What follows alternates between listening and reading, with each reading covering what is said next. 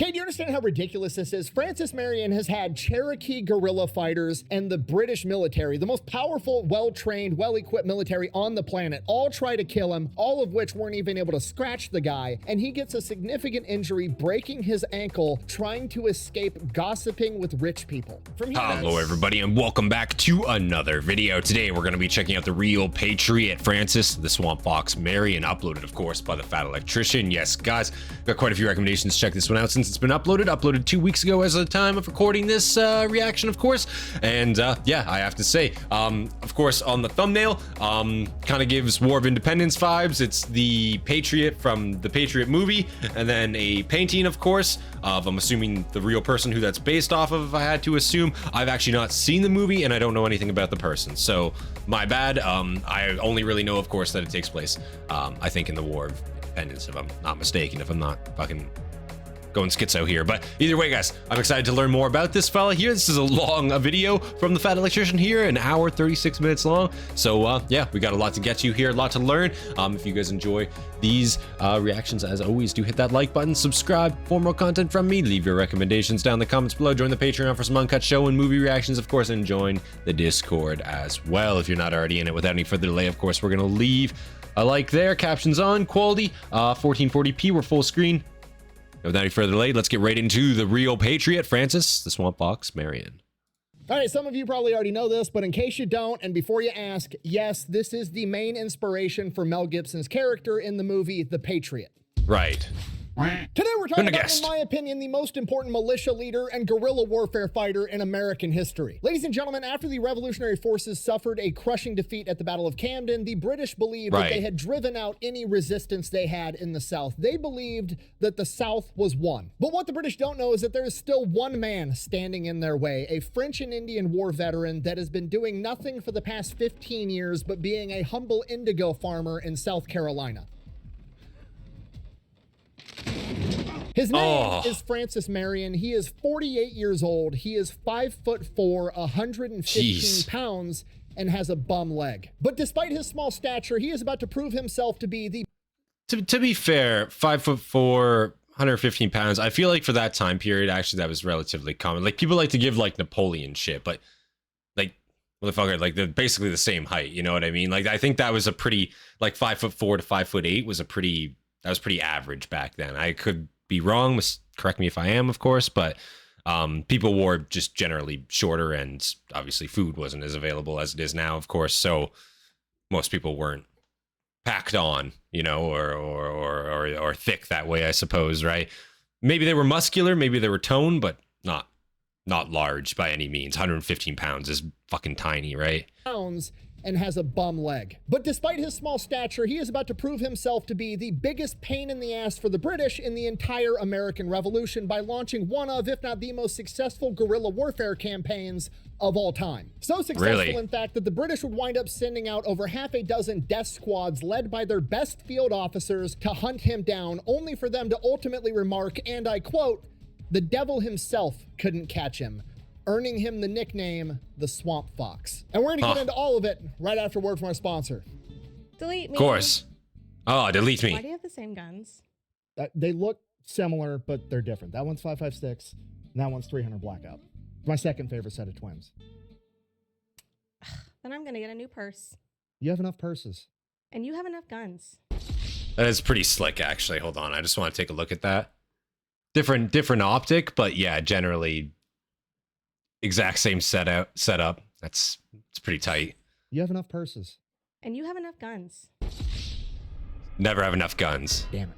This video That's not true. Me. Super simple, straightforward business model. You give them money, they turn around and they make sure the data brokers on the internet aren't selling your personal information to anybody that wants to buy it. Okay, here's how this works. Pretty much anytime you sign up for something that's free on the internet and you give them your personal information, it's not actually free. They make their money by turning around and selling your personal information to data brokers who then turn around and sell it to the highest bidder. Now, legally speaking, these data brokers are required to stop selling your information if you ask them to. The problem is there's a ton of different data brokers. You don't know which ones have your information. Oh, so many. They all have a different way you have to go through through submitting an opt-out request. And that's where Delete Me comes in. They monitor all of the major data brokers and they will submit opt-out requests automatically for you. And then they will continue to monitor those data brokers constantly and resubmit opt-out requests if that data broker re-gets your information. Basically, the oversimplified version of this is Delete Me is a subscription service that allows everything that's free on the internet to actually be free. So yeah, if you want to check it out, I'll have a link in the discount code down below. Let's get back to the video. Of course, if you guys plan on using the service, Delete Me, go use the code Electrician for 20% off. Huge discount there. Might as well claim it. Go use this code, or shit. I mean, I doubt you can use it. Use the QR code in the reaction video, but if you can, give it a shot. Or of course, go down to the original video, link in the description. Claim that code. Be free. So yeah, if you want to go check them out, I'll have a link in the discount code down below. Let's get back to the video. Hell yeah. All right, per usual from the top, but also I'm going to hurry this up because I want to get to all the cool stuff. All right, our story begins in 1732 when a young Francis Marion is born. When he is born, he is presumably premature because he is a very, very small baby being compared to the size of a New York rabbit. In modern times, he would probably spend the first weeks or months of his life inside of a NICU under extensive care from a hospital, but because it's 1732, that's not really an option. If he dies, he dies. But Francis Marion's a fighter. He pulls through. From here, he proceeds to spend most of his early childhood growing up on his family's 350-acre farm right outside of Charleston with his mom, his dad, and his 5 siblings. Somewhere along the way, Francis Marion's dad decides that he's not going to be a farmer anymore. He's going to be a merchant instead. I mean, I grew up on 100 acres, but 350 acres? Damn, dude. That's some good shit. That's some good shit. Somewhere along the way, Francis Marion's dad decides that he's not going to be a farmer anymore. He's going to be a merchant instead, so he moves the family over to Georgetown, and he spends the rest of his childhood growing up there. Now, presumably, that does not go very well because Francis Marion's dad promptly loses all of the family's money and then passes away when Francis Marion's a teenager. At this point in time, Francis Marion is the oldest sibling still living at home. All of his older siblings have gotten married, started their own families, and they all got an inheritance, but by the time it's Francis Marion's turn, there's nothing left to inherit. So he comes to the realization that, like, somewhere between 14 and 16 years old, he's going to have to fend for himself. He's going to have to get a job. He's in Georgetown, one of the biggest port cities in the United States at this point in time, so he figures, hey, I might as well go off, become a merchant sailor. Maybe I can become a ship captain one day. I'll make a ton of money, and I'll be able to join the aristocracy. I'll be part of higher class society. So that's what he does, goes out to... Yeah, very, very shitty there. I mean, I wonder how his father ended up losing most of that money. I mean... And by the time, like, the inheritance is all shared out, like, that was, like, the problem, I guess, with inheritance back then. And I guess even nowadays, too, to an extent, right? But back then, like, especially when you're talking about, like, monarchies and whatnot, it was, like, the 7th child syndrome of the case, in a sense. If it's, like, you know you're going to inherit nothing, basically. So it's, like, you're just gonna do your own thing, right? Or only under very exceptional circumstances would you ever actually get anything, right? So... yeah, I mean, he's got to really kind of pull himself up here at this point in time. That's rough to have literally nothing. 14 to 16. He's probably broke his shit. I don't know where he'd be living at this point. Maybe with his mother still. And Hard to say. Join the aristocracy. I'll be part of higher class society. So that's but sorry. But even that point there too, to become a merchant sailor, join the merchant navy there in that time. Shit, I mean, boys started off at like 10 to 12, I think. You know, that was their career in the Navy, and they did it for their entire lives, basically. A lot of those guys back then. Absolutely insane. That even persisted up until like the 1910s. Like, it's crazy how long like clipper ships like this actually existed for. But either way. A ton of money, and I'll be able to join the aristocracy. I'll be part He's of age for it. Start off. So that's what he does. Goes out to the port, gets a job on a ship that's crewed by himself and 5 other guys, and they set sail on his first voyage, his first adventure. And then 2 days into that adventure, the ship suffers a catastrophic malfunction, and the entire thing sinks, and now the crew is stranded at sea in a life raft with no food and no water. They basically have to paddle their happy asses all the way back to South Carolina. During that process, 2 of the crew members die, and Francis Marion and the remaining 3 are all severely dehydrated and malnourished. Our greatest adventure is over before it began, and no one will even remember us. But what a shitty sorry again to pause, but what a shitty start to your career in the merchant navy. Just a 5 cruise ship, just a small little, what could go wrong? And it fucking capsizes immediately, and now they're stuck on a life. Wow. Yeah, I wonder if he goes back out to sea after this, or if he never does it again. I don't know which one I would choose. Maybe he's cursed. Would never happen twice in a row. But Francis Marion survives. He makes it back to Georgetown, at which point he promptly decides, fuck that sailing thing, I'm never doing that again. He then decides to become a hunter and wanders into the swamps of South Carolina, where he makes his money killing animals. And he does that for about the next 5 years. He becomes an excellent shot, he becomes an expert in this type of terrain, and he knows the entire countryside like the back of his hand. Stick with me, kid. I know this town like the back of my hand. Hey, that's new. Okay, fast forward, 1755, Francis Marion is 22 years old, and his mom and his older brother Gabriel decide they want to move to St. John, and Francis Marion decides that he's going to go with them. Shortly after getting to St. John, his older brother Gabriel marries a woman from the aristocracy, and he is given a pretty large estate, at which point he gives a portion of it to his younger brother, Francis Marion. He uses that land to become a pretty successful rice and indigo farmer. Now, by this point in time, the French and Indian War is going on. People are worried about attacks from Native Americans, so Francis Marion joins the St. John's militia, and it's basically just like the standing army in case the Native Americans attack. He's not actually going out there and engaging in combat. Essentially, it's just a bunch of local guys that get together and drill and train with their rifles after church on Sunday. That goes on for a number of years, and then in yeah, basically it's that's essentially how like the reserves and even the military in Canada in general just started out, right? Our regiments popped up wherever there was like populated or even semi-populated areas. And then it was just initially the case of, yeah, fellas with rifles basically go there, muster, and drill, practice for a bit, go back home. And if some shit went down, then everyone come together and go out and deal with the issue, whatever it may be, right? Or at least group up so that you can be organized if the military, the British in this case, our British officers back then, came to like call upon you, right? It was that's basically what we did, right? Yeah, crazy to think about, but yeah, that's largely how we started as well. They get together and drill and train with their rifles after church on Sunday. That goes on for a number of years, and then in 1759, Francis Marion gets directly involved.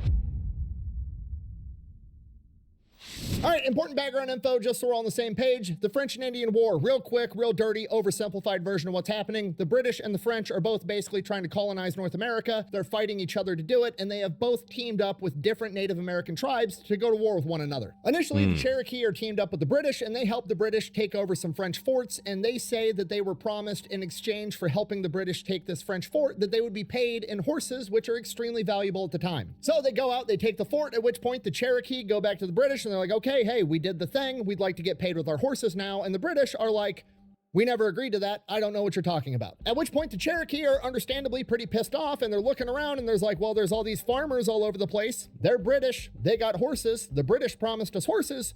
We're taking these fucking horses. So they take a bunch of farmers' horses in Virginia. Okay, that's the view of the Cherokee. Fair enough. Pretty understandable. From the view of the farmers who just had their horses stolen, they don't really know what the fuck is going on. They don't know that the British military promised the Cherokee a bunch of horses and then stiffed them, so they stole their horses instead, just assuming, you know, British people is British people. So as far as the farmers are concerned, they're just a bunch of horse thieves. And what do you do to horse thieves back in the 1700s? You kill them. So all the Virginian guys get a group of boys together, they go out, they track down the Cherokee, they kill them, and they get their horses back. This kicks off the Anglo-Cherokee War, which is a smaller sub-war fought within the broader context of the French and Indian War. So now with things heating up, getting more serious, Francis Marion goes from being in the St. John's militia to joining the actual regimental provincial cavalry for the British, which is not a militia unit, it's the actual British military. So Francis Marion sets off on a campaign against the Cherokee Nation with the actual British military, not the militia, not a bunch of farmers that picked up muskets and brown vests from back home. No, this is the actual legitimate military, the best fighting force on the world at this point in time, and this is who Francis Marion is working with and being trained under.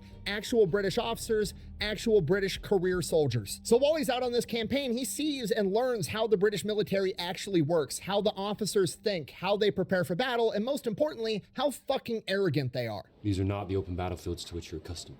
I have fought in a great many battlefields. Not in the New World, sir. The British military thinks that they're untouchable. Yeah, see, a lot of these guys, again, are very old, are there because of their time in, right? They're not used to guerrilla fighting in this terrain, right? And even like their dress, right? Their dress is completely inadequate for the climate, right? British redcoats there, very iconic, of course, but when you actually look at the uniform and what's made up of their kit, very impractical for the climate. Of course, for the winter, nice, don't get me wrong. For the summers, oh fuck. I imagine I can't imagine how many guys would have baked to death in those red coats or those wigs that they wear. You know what I mean? It'd just be ungodly hot for them. But that was the standard back then, of course. A lot of units adapted that as time went on, of course. But yeah, at the end of the day, I mean, the arrogance of a lot of these guys coming over from the old world, it just was completely unfounded. You know, they were unwilling to take advice. And I feel like that British kind of arrogance it definitely persisted well into the 20th century as well, I think, unfortunately, to an extent. Battlefields. Not in the New World, sir. The British military thinks that they're untouchable. They go marching in their formations thinking that this is going to be, you know, a conventional war fought back home in Europe in a big open field where everybody marches up and forms ranks and then stands there and takes shots at each other like a true gentlemanly type of warfare. And the Native Americans aren't playing that bullshit. They keep ambushing the British, taking pop shots at them from trees and then disappearing into the woods. And this goes on for 3 years. From 1759 to 1761, Francis Marion goes out on 3 expeditions with the British against the Cherokee Nation. During this time, Francis Marion kind of makes a name for himself. He's a small, wiry guy. He knows the terrain. He's got great conditioning. He's built for this type of warfare in this type of terrain. He grew up being a hunter for profit. He knows how to operate under these conditions. Because of that, he winds up becoming an officer, put in charge of light infantry companies, and his companies operate as the scouting element for the main force. And they're also being supported by another Native American tribe that's helping out the British in their war against the Cherokee, the Catawba. So while the rest of the main force is back marching in formations, waiting to get ambushed and then trying to form up lines and then shoot at the trees while the Native Americans are already gone, Francis Marion's out there ahead, operating in small unit tactics, doing the same thing the Native Americans are doing by launching raids, ambushes, and then disappearing. So now Francis Marion has not only experience with conventional British military fighting tactics, but also the guerrilla warfare tactics that are being implemented by the Native Americans that he has seen firsthand are capable of stalling and beating a much larger, much better equipped force. And this is usually... Now, I do want to say, right, the British military, again, the way they fought was incompetent at this time. But absolutely what stood out at this time period, above all else, the logistical capabilities, that was extremely good. Again, maintaining an empire across the entire world, being just the fact that they were able to do that at all is fucking insane, right? So to that extent, that worked really well. On the small unit tactics, right? The way they set up their camps, the way sanitation was held, their drill, maintaining their weapons, right? Their officer ranks, all of that made sense. All the structuring was really, really solid, really, really good. And of course, the British, you know, Canadian military culture and, you know, rank structure in general is just based off of British, you know, military structure as well. So it's, you know, I'm not going to shit on it, right? But definitely their fighting style back then, inadequate.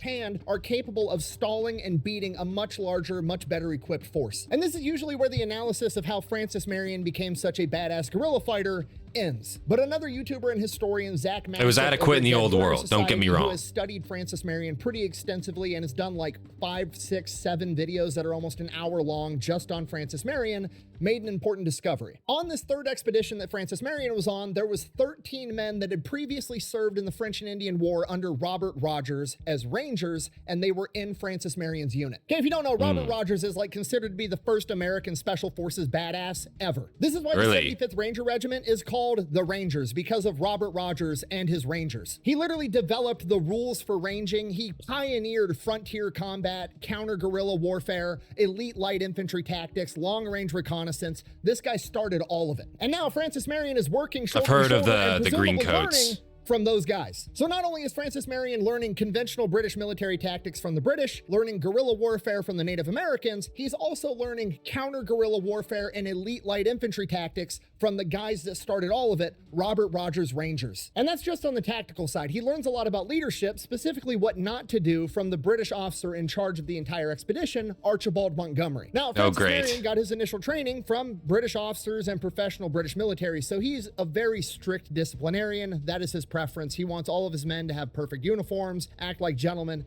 yada, yada, yada. Archibald Montgomery presumably wants the same exact thing. However, it just doesn't really work out, and Francis Marion gets to see that firsthand. Being a strict disciplinarian is fine when you're like back at base and living conditions are good, but when you're marching men hundreds of miles through the woods and everybody's living in the woods and living conditions suck and logistics are failing, being a strict disciplinarian about uniform doesn't really jive that well. Because of this, Francis Marion gets to see firsthand that if you're a strict disciplinarian while you're also working your men really hard in not the greatest conditions, you'll have guys that are playing up their injuries to get out of the field. You'll have guys deserting, and particularly because the British are still being helped by another Native American tribe, the Catawba, a lot of these Native American guerrilla fighters that are assisting the British initially end up saying screw this and they go home because they weren't being treated that great. So Francis Marion gets a lot of lessons in leadership. Yeah, it's definitely a give and take, right? Especially if you're marching into the interior of North America at this time. Logistics will start to fail as you push inwards, right? You need to set up a proper logistics system as you go.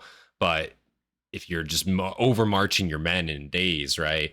Those wagons or all those supplies, they got to obviously come to you, maintain you, right? Your boys are now that much more exhausted, that much further away from a potential resupply, right? And you're talking potentially weeks to months, you know, in resupply scenarios in this time period, right? So, you know, depending on how far you go, of course, right? And everything is delivered via horse and rider, so you're limited to how fast theoretically a horse can go in that regard, and how fast a wagon can go in potentially unroaded environments, right? So yeah, you can't just overwork your men and expect both, and especially if you have an auxiliary force, in this case the Native Americans with you. Yeah, that's never going to work. The British officer here is, again, I'm not here to shit on the British. I'm really not. I'm not here to shit on the British. I shit on everyone pretty equally, I'd like to think, right?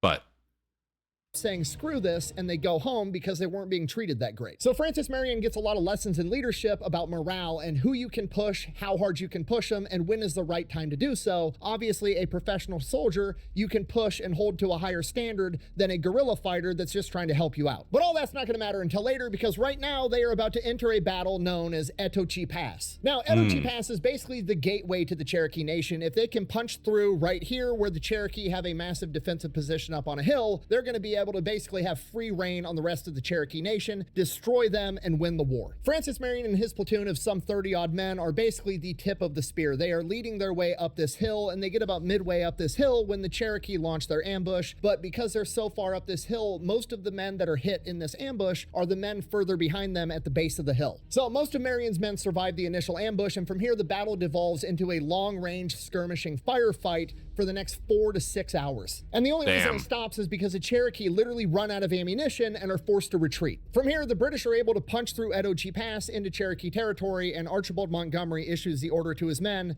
to basically kill everybody and lay waste to everything. They burned down approximately 15 Native American settlements and burned down approximately 15,000 acres of corn, basically starving out the entire Cherokee Nation. Francis Marion sees all of this unfold, and he is absolutely disgusted. He writes back home to friends about how some of the men are seemingly joyful doing it because they're enacting revenge, because obviously the Cherokee had done horrible things to them and their friends, and they're getting revenge, so they're happy about it. And yeah, it's sick either way, right? Listen, both ways, back and forth, Native Americans to Europeans, Native Americans to Native Americans, Europeans to Europeans. And this goes back thousands of years, up until, again, the last 100 years or so. There were no rules of war. You know what I mean? There was nothing that was out of bounds in those time periods, right, per se. You could act, I guess, in a sense, in a gentlemanly accord, and you can act upon like a sense of honor, I guess, is what you may have called it back then. And officers would, of course, have like perhaps agreements, certain rules amongst themselves when conducting battle. The European officers, of course, or monarchs in that regard. But yeah, the rules of war didn't fucking exist. You could do whatever you wanted to anybody, and that went back thousands and thousands of years. Atrocities have taken place. Things have happened. Does that mean that's right? No. But again, you're talking about the Cherokee at this point. You're talking about people that are scalping other people. You know what I mean? Like, you know, I'm not saying it's justified. I'm just saying there is things on both sides here. Yeah, obviously the Native Americans got stiffed first. Don't get me wrong. They are the victim here, of course.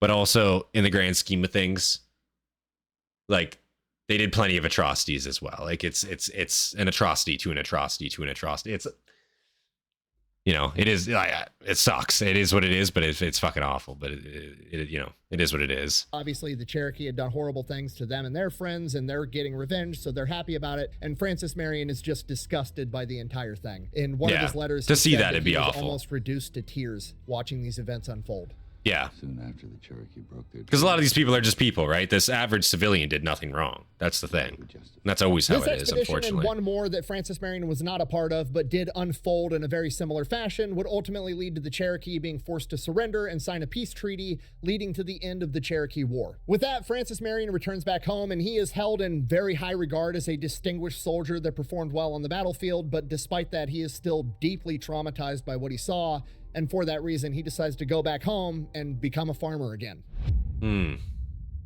Sullivan's Island. All right, fast forward like 15 years, 1775, Francis Marion has just been being a farmer this entire time. We're almost and while he's there. been doing that, things have been heating up politically between the colonials and the British, and because of that, in January of 1775, South Carolina elects the first provincial Congress of South Carolina. And Francis Marion's older brother Gabriel, because he's married to a wealthy woman of high status, is actually elected to the first provincial Congress. Couple months after that, in April, the Battle of Lexington and Concord happens, the opening battle of the American Revolution, and now the American Revolution is underway. Ipso facto, South Carolina's new Congress realizes they need a military, so they go about electing military officers to lead their militia, and because Francis Marion is A, a highly experienced soldier, and B, his brother is in Congress, his name gets thrown in the ring. He receives 135 votes, coming in third overall, and he is now one of the highest ranking officers in the South Carolina militia. From here, he goes out, he recruits 60 men, brings them back, and he starts training them, and he is training them to be Could you imagine just back in those times, right? Like, hey, we're forming a Congress. Okay, hey, we need people to now lead this military of our new nation. Okay, cool. You know anyone that can lead men? Hey, my brother actually apparently can do it. Oh, sick. All right, send him a fucking letter and get him over here like right now. Like that's how it was, like straight up. Like, shit, man. You know, we're founding a nation. Quick, do you know anybody that can do this role? We need it now. We need him now. Here he goes out, he recruits 60 men, brings them back, and he starts training them, and he is training them to be actual professional soldiers, and he's a stickler at heart. So cool. He's Pretty much making everyone was sure on they're board, in their though. Right uniform, right place, right time. They have to be well shaved. They have to have a nice haircut, the whole 9 yards. He's kind of a dick about it. People find him hard to be around, but hey, it is what it is. Drill is worth it.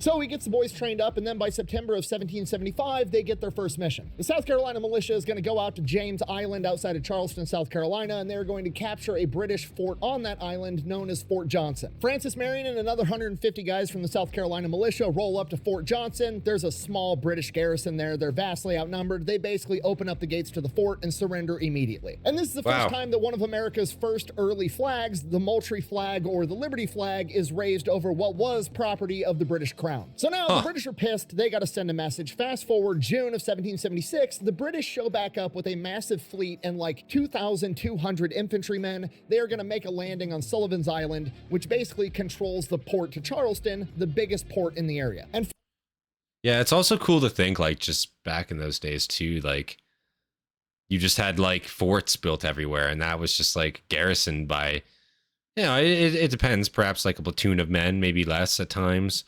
Maybe more, of course, with the potential, but there's just forts stationed everywhere, or built everywhere across the land, and it's just cool to think, like, yeah, that was how you asserted power back in those days, right? Because, you know, you can do a lot with walls. You can hold ground with walls, and if it's stocked up, you can, of course, you know, do your thing and sustain there for quite a while. It's just the case of if you're low on supply, or perhaps like you're not anticipating a war or a battle coming, and, you know, 80 guys just roll up on like 20. You and your boys are looking at each other like, yeah, fuck, is it worth dying over? No, we got enough food in here for like a week if the wagon doesn't come. I'm not going to starve in here. You know what I mean? Like, shit, okay, it's reasonable.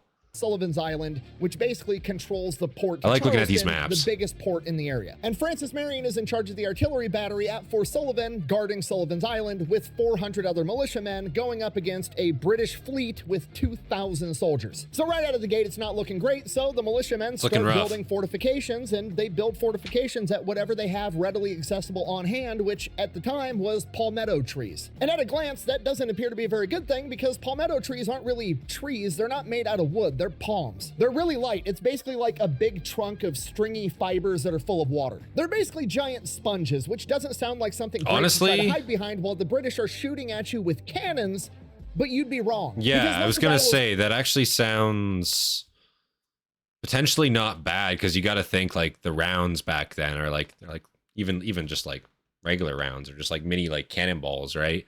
Almost essentially. So it's, I mean, if you I could imagine, like, if you stack that shit up and it's wet and it's fibrous, I mean, I imagine that could maybe stop something. Maybe. Right behind while the British are shooting at you with cannons, but you'd be wrong. Because once the Battle of Sullivan's Island kicks off, what they find out is palmetto trees are fucking awesome for fortifications, because once the British cannons start hitting these fortifications, they don't react the same way that normal wood logs do. Normally, when a wood log gets hit by a cannon, it blows up and shrapnel and wood splinters fly everywhere, killing and wounding soldiers. But when the British cannons hit these palmetto logs, because they're basically giant sponges, they just hit and sink into the wood, and there's no shrapnel, nothing. Hey, guess what?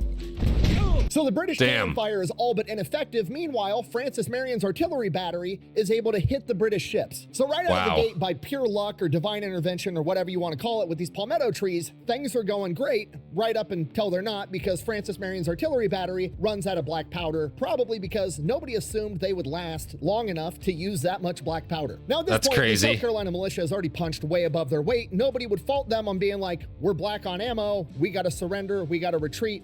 Whatever, but Francis Marion, the main character, he's not about it. He grabs a group of guys, leads them back into Charleston, acquires more black powder for his artillery batteries, brings it back, and keeps the fight going until they sink a British frigate, which ultimately leads to the British being forced to retreat and victory for the colonials at Sullivan's Island, thanks to Francis Marion being able to acquire more black powder and the luck or divine intervention of using spongy palm trees for fortifications. Okay, a couple of things.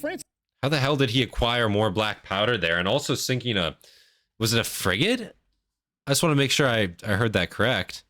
Frigate, which ultimately a frigate. So they actually sunk a frigate. That's not like a small loss, you know what I mean? That's a proper ship of the line at that time, right?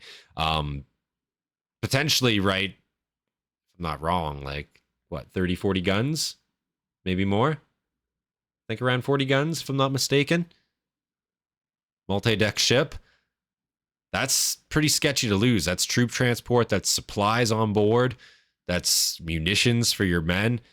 Yeah, you got to pull off, right? So if their fleet pulls off, now they maybe have men just disembarked here. Now it's the case of what are they going to do? Now they don't have artillery support, potentially.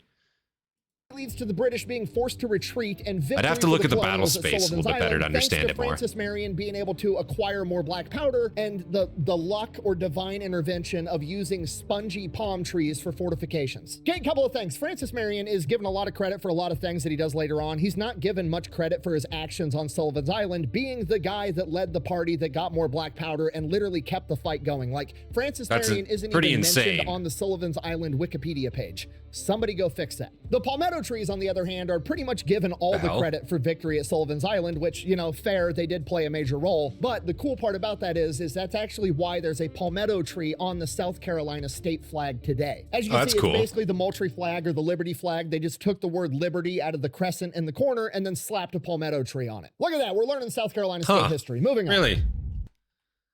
Is that actually the flag? I had no idea. That's actually a cool looking flag, and that is pretty representative of the history of what happened there. That's actually pretty sick. I had no idea. And this was the original, like, I guess, American flag before they had one, I guess, or before you guys had one, I suppose. So that's supposed to be, is that supposed to be a moon up there? I guess it's just like kind of like very thinly connected there, but this more resembles like a crescent moon, perhaps. It's hard to say. Somebody let me know, but obviously very basic design. But of course, back then, and when you just formed a nation, listen, we'll figure out the design of the flag later. We just need to be free first. We need to make sure this can kick off and it's actually happening. I get it. In the corner and then slapped a palmetto tree on it. Look at that. We're learning South Carolina state history. Moving on. Southern strategy, okay. After the victory at Sullivan's Island, the British basically abandoned military operations in the South for like the next 3 years. They figure they're just going to go up into the northern colonies, track down George Washington, crush his army in the absolutely right break his nutsack and run. Plan. Doesn't really work out. Crush they everything. George Washington multiple times, and every single time he somehow manages to slip away at the last possible second. During this period of time, Francis Marion is serving in the Continental Army, first as a captain, then a major, then a lieutenant colonel. But like I said, they're basically in garrison. The British aren't down there. There's no fighting going on. He's just kind of training guys and doing whatever they're doing. But then in the attempt to crush his nutsack and just end the war right there and all be done with, essentially, right? At least in theory, all be done with. I don't listen, because Washington really was the guy back then. I feel like really holding shit together, and him dying, right, or being taken captive, I think really would have soured things. I don't know. If the will to fight would be there. I mean, I'm sure to an extent it would be for a lot of people and maybe for some of the southern states, but I feel like the northern states might have been slightly cooked, right? Or they at least have had to have vacated and maybe moved southward somewhere, right? But yeah, either way, he just escaped every single time. He was extremely goated, man. Even though, again, he lost a lot, and to be fair, he lost a lot. But he kept coming back each time, and him being persistent really kind of won him the day. Is kind of crazy. There's no fighting going on. He's just kind of training guys and just stay at it long enough. Hey. But then in late 1779, all of that changes because the British have basically come to the conclusion they're not going to be able to catch and crush George Washington. They need to adopt a new strategy, and they adopt what is known as the Southern strategy. Brief, oversimplified version of what this means. Basically, they're going to return to the South in force, try to take over all of the Southern colonies. Then they're going to use that as a staging area to build up militias full of Americans that are sympathetic to the British crown, and then march all those militias up north to help capture and crush the rebellion. In order to do that, they need to control supply lines. The best way to do that is to capture the major ports in the southern colonies, primarily Savannah and Charleston. So that's exactly what they do. In September of 1779, the British go in and they attack Savannah, Georgia. Francis Marion is there on the front lines fighting with his men. They put up a fight, but ultimately they lose, and Savannah is lost to the British. Marion and the rest of the men that survive retreat back to Charleston because that's obviously where the next battle is going to take place. Now, obviously that battle isn't going to take place for a while because war is slow, especially in the 1700s when you don't have trucks and airplanes. So Francis Marion and his men are living outside or inside of Charleston for a period of time. And during this time, because Francis Marion's a high-ranking officer, he's going out to these, fancy officer parties with all the wealthy aristocrats in Charleston, and he kind of hates all of them. He's not big on drinking, not a big fan of it. Also would rather just, get ready to fight the British rather than having fancy dinner parties. You gotta remember, Francis Marion is like a hardcore veteran at this point. He has seen all kinds of combat. He has seen the worst that people and warfare has to offer, and he knows that more of it is coming. He wants to get ready, and now he's stuck at this stupid fancy dinner party with a bunch of hoity-toity rich people sitting around gossiping, and he hates it. Eventually, yeah, I feel like, again, him being a farmer, see, like, he was an officer in the British military, right? But he was still a rural person, you know what I mean? He was still kind of just like your average, he wasn't aristocracy, he didn't have a rich upbringing per se, kind of thing. He wasn't born with a silver spoon. He kind of gained his rank through his deeds and his gallantry in battle, kind of thing. You know what I'm saying? Or his ability to lead men in battle. But these aspects, right? And also being a ranger, or training with a ranger, being a scout, right? He is not an officer that is going to be gentrified, you know what I mean? He's not that type of guy, and he's been out for years at the point where he had to come back and redo all this shit, of course, and start all this up again. So I don't think he's really there for like the pleasantries with the rich and the nobles and the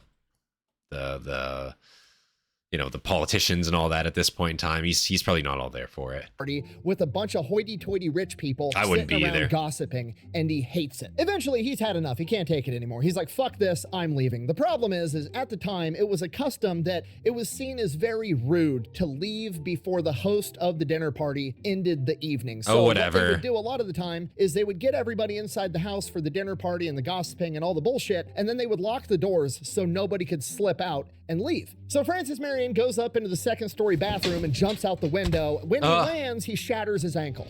Jesus. Okay, do you understand how ridiculous this is? Francis Marion has had Cherokee guerrilla fighters and the British military, the most powerful, well-trained, well-equipped military on the planet, all try to kill him, all of which weren't even able to scratch the guy, and he gets a significant injury breaking his ankle trying to escape gossiping with rich people. From here, he basically gets medevaced out to a plantation not in the worth country it. to recover from his injuries, and while he's out there recovering, Charleston gets attacked and falls to the British. By August of 1780, Francis Marion recovers, but obviously in the months previous when Charleston fell, all of the men that were serving under him were either killed, captured, or disbanded and have since gone home, so now he's just one man again. So he goes from town to town raising his own little militia, gets 20 guys together, and then he hears that the American forces are sending down General Horatio Gates to It's so crazy to me that back then it's literally like fucking Mountain Blade Warband, dude.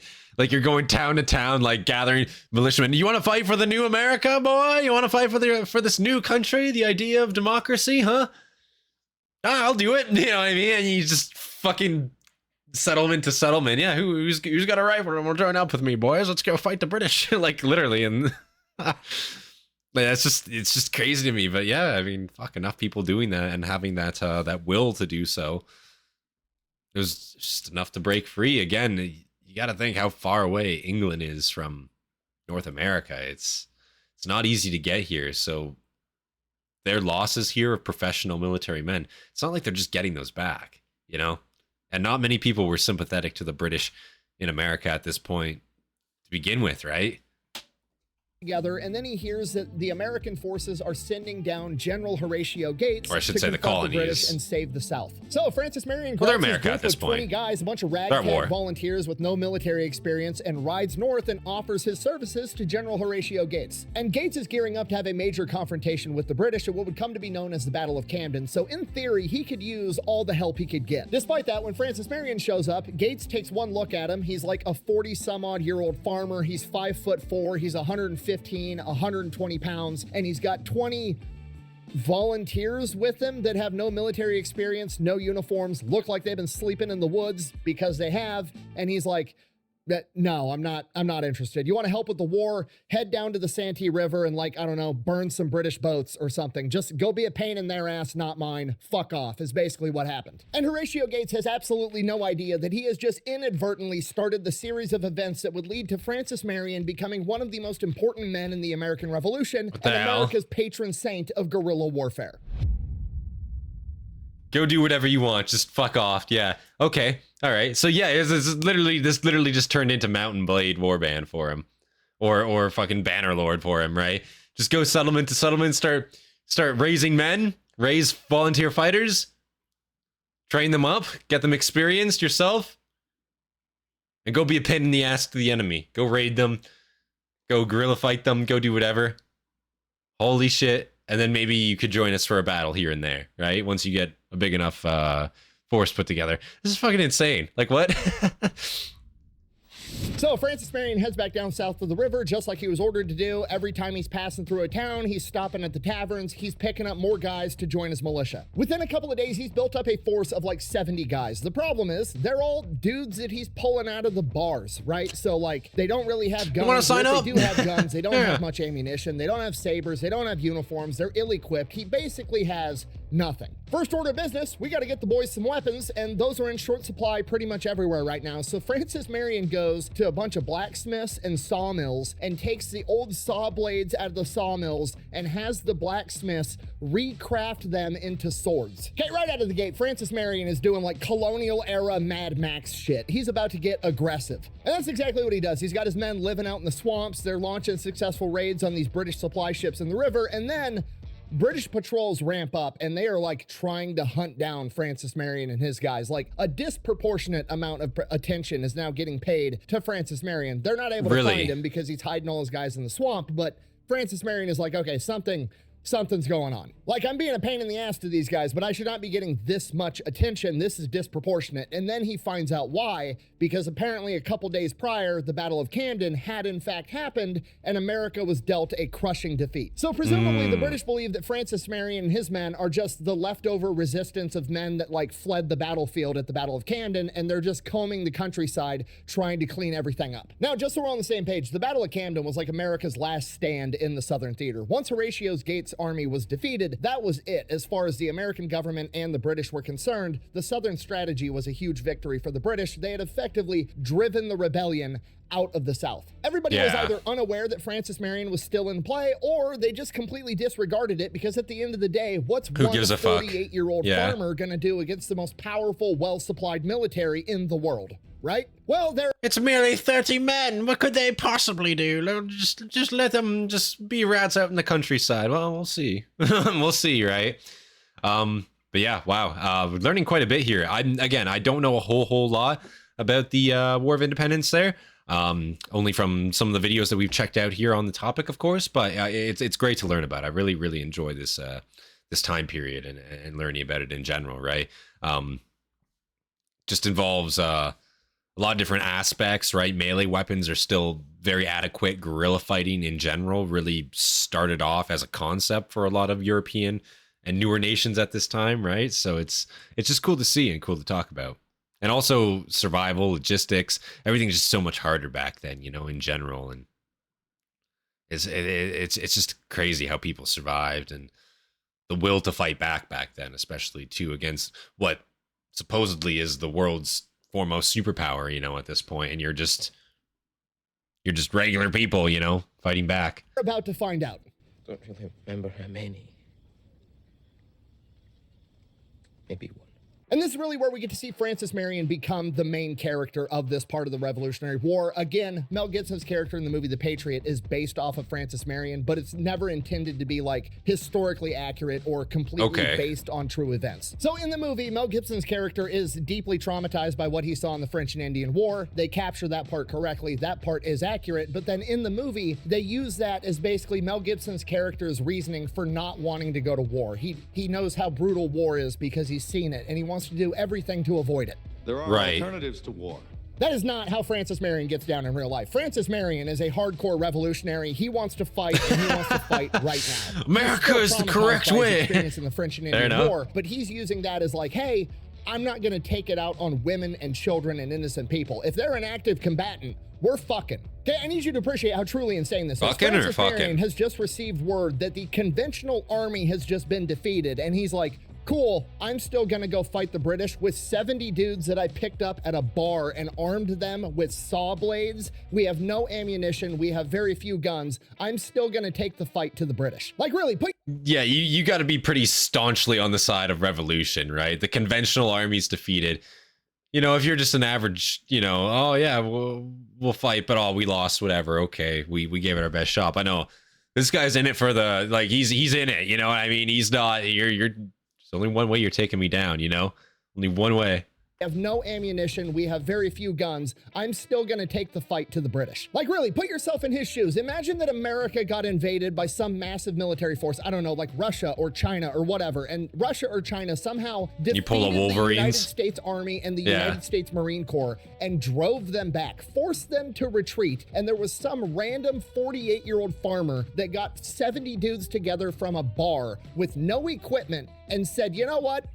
The Army and the Marine Corps couldn't pull it off. I'm gonna go get it done. That is a delusional level of self-confidence. And this is really where we also start to see not only Francis Marion's guerrilla warfare tactics come into play, but his leadership skills from everything that he had learned from the French and Indian War, because he remembers how important morale is, especially when you're dealing with guerrilla fighters that aren't professional soldiers. And because of that, he realizes that these guerrilla fighters are gonna be prone to losing their morale and just going home. So Francis Marion decides he's not gonna tell his guys that they had lost at the Battle of Camden. He is gonna keep that to himself and continue on with the mission. So at this point, Francis Marion has his 70 guys. They're all hiding out in the swamps in South Carolina. He's just got... As a leader, you got to make those choices. He's going to keep it to himself. He's going to continue the fight anyways. And then that night, something amazing happened. Literally, fate steps in because a British officer by himself wanders into their camp. So they immediately capture this guy. They interrogate him. They find out he's a British officer. They find out that he's alone going through the swamp because he's actively deserting his military post. And then they pump him for more information. They also find out that the British have taken over a plantation not too far from where they're at. And at that plantation is 150 American POWs that were captured at the Battle of Camden that are currently being guarded by somewhere between 35 and 60 British redcoats. And holy shit. So he's got 70 guys. They got a British turncoat. Maybe this again, an American guy or a revolutionary, just in the British military at this time, just doing what he's told, right? Oh fuck, but you know, he's always had that thought in the back of his head. I don't know if this is right, but he's obviously military, you know, and he's in it. And he sees his chance. All right, fuck it. I know there's some guys out here. Let's wander out here at night, see what happens. Maybe I'll get shot, but maybe not. Man, I hope they at least like. I mean, if he's turncoating, like. Treat him with some respect, at least. You know, he's an officer. They're not going to be there long because they're currently being escorted to prison ships. So presumably Francis Marion's doing the mental math like, I got more men, I got 70 guys, they got 60 Go free guys those prisoners. at most. I have the element of surprise. If I can go in there, that's free huge. these 150 POWs, that's another 150, not just guys, but trained soldiers that are going to join my ranks. This could be a huge deal if I can get these guys freed. And he decides that's what he's going to go do. Okay, and that sounds like a great idea, but again, I need you to appreciate how truly crazy Francis Marion and this as a whole is. A hostage rescue mission is the most complicated, difficult mission imaginable. Okay, if this was modern times and there were hostages being held at a big house surrounded by armed gunmen, they would be sending in like Delta Force or SEAL Team 6, the best of the best, most well-trained, well-equipped operators that America has to offer. And Francis Marion is about to go take this mission on with a bunch of dudes that he picked up from a bar. So that night, Francis Marion wakes his guys up at midnight and is like, come on, we got a mission to go do. Or people who are probably poor. They get near this plantation. Francis Marion basically sets up a small staunch revolutionaries. And from here, rather than just storming in guns blazing and blind, he sends out a couple of different elements of scouts to get a lay of the land. They go out, they gather the intel, they report back to him, at which point Francis Marion determines the most likely spot that the British are going to send reinforcements is at this passing at Horse Creek, which is right near this plantation. So he sends out 16 guys being led by a guy by the name of Hugh Horry to go set up a blocking position at this bridge. In case British reinforcements do show up, they're going to stall them. Okay, and again, this is absolutely insane. To have the foresight and know-how in the 1700s to move your element close to the objective, set up a patrol base, send out scouts, gather intelligence, determine the most likely spot that reinforcements are going to show up, and send men out into a blocking position are advanced level small unit infantry tactics that aren't doctrine. This is not common sense at this point in time. It's not going to be developed for another 100 years, and Francis Marion is doing it right out of the gate. He is immediately proving that he is the Delta Force operator of his day. So Hugh Horry and his 16 guys get out to this. Again, all this stuff is like basic to us nowadays, but you have to think about how much trial and error it takes to figure out doctrine as a whole, right? And even again, up until really late stages, well, I mean, even World War I entirely, right?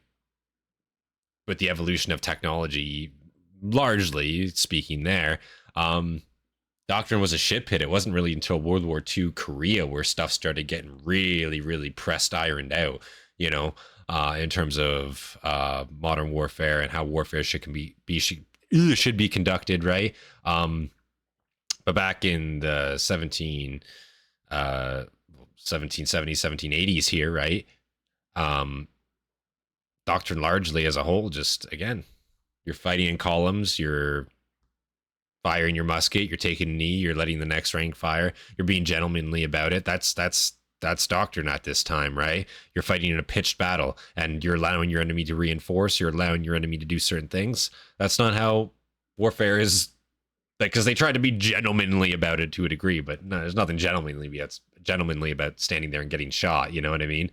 So Yeah, it's a whole new type of warfare, boys, you know? He is the Delta Force operator of his day. So Hugh Horry and his 16 guys get out to this bridge on this blocking position. Francis Marion and the rest of the main element sneak around the backside of the plantation. They're going to launch their assault from the rear. While Hugh Horry and his guys are out at this bridge, a British sentry comes by patrolling and fires a shot at him. They take care of the sentry, but immediately Hugh Horry has a fucking conundrum on his hand because he has to make a gameplay decision and they don't have radios for him to take orders. He's just going to have to go with his gut. Option A, he can do nothing. He can just hope that the British heard one gunshot and either don't pay attention to it or think that it was a fluke, or maybe they didn't hear it at all and everything's going to go according to plan. But if they did hear it and all the British inside the house go, they grab their guns and now they're waiting for some type of attack, Francis Marion and his men are going to walk face first into an enemy in a fortified fighting position and they're going to get destroyed in this battle. Now you got to remember, this is the 1700s. On top of that, a lot of militaries still have this doctrine today where if you're a lower enlisted soldier and you aren't an officer and you don't have active orders,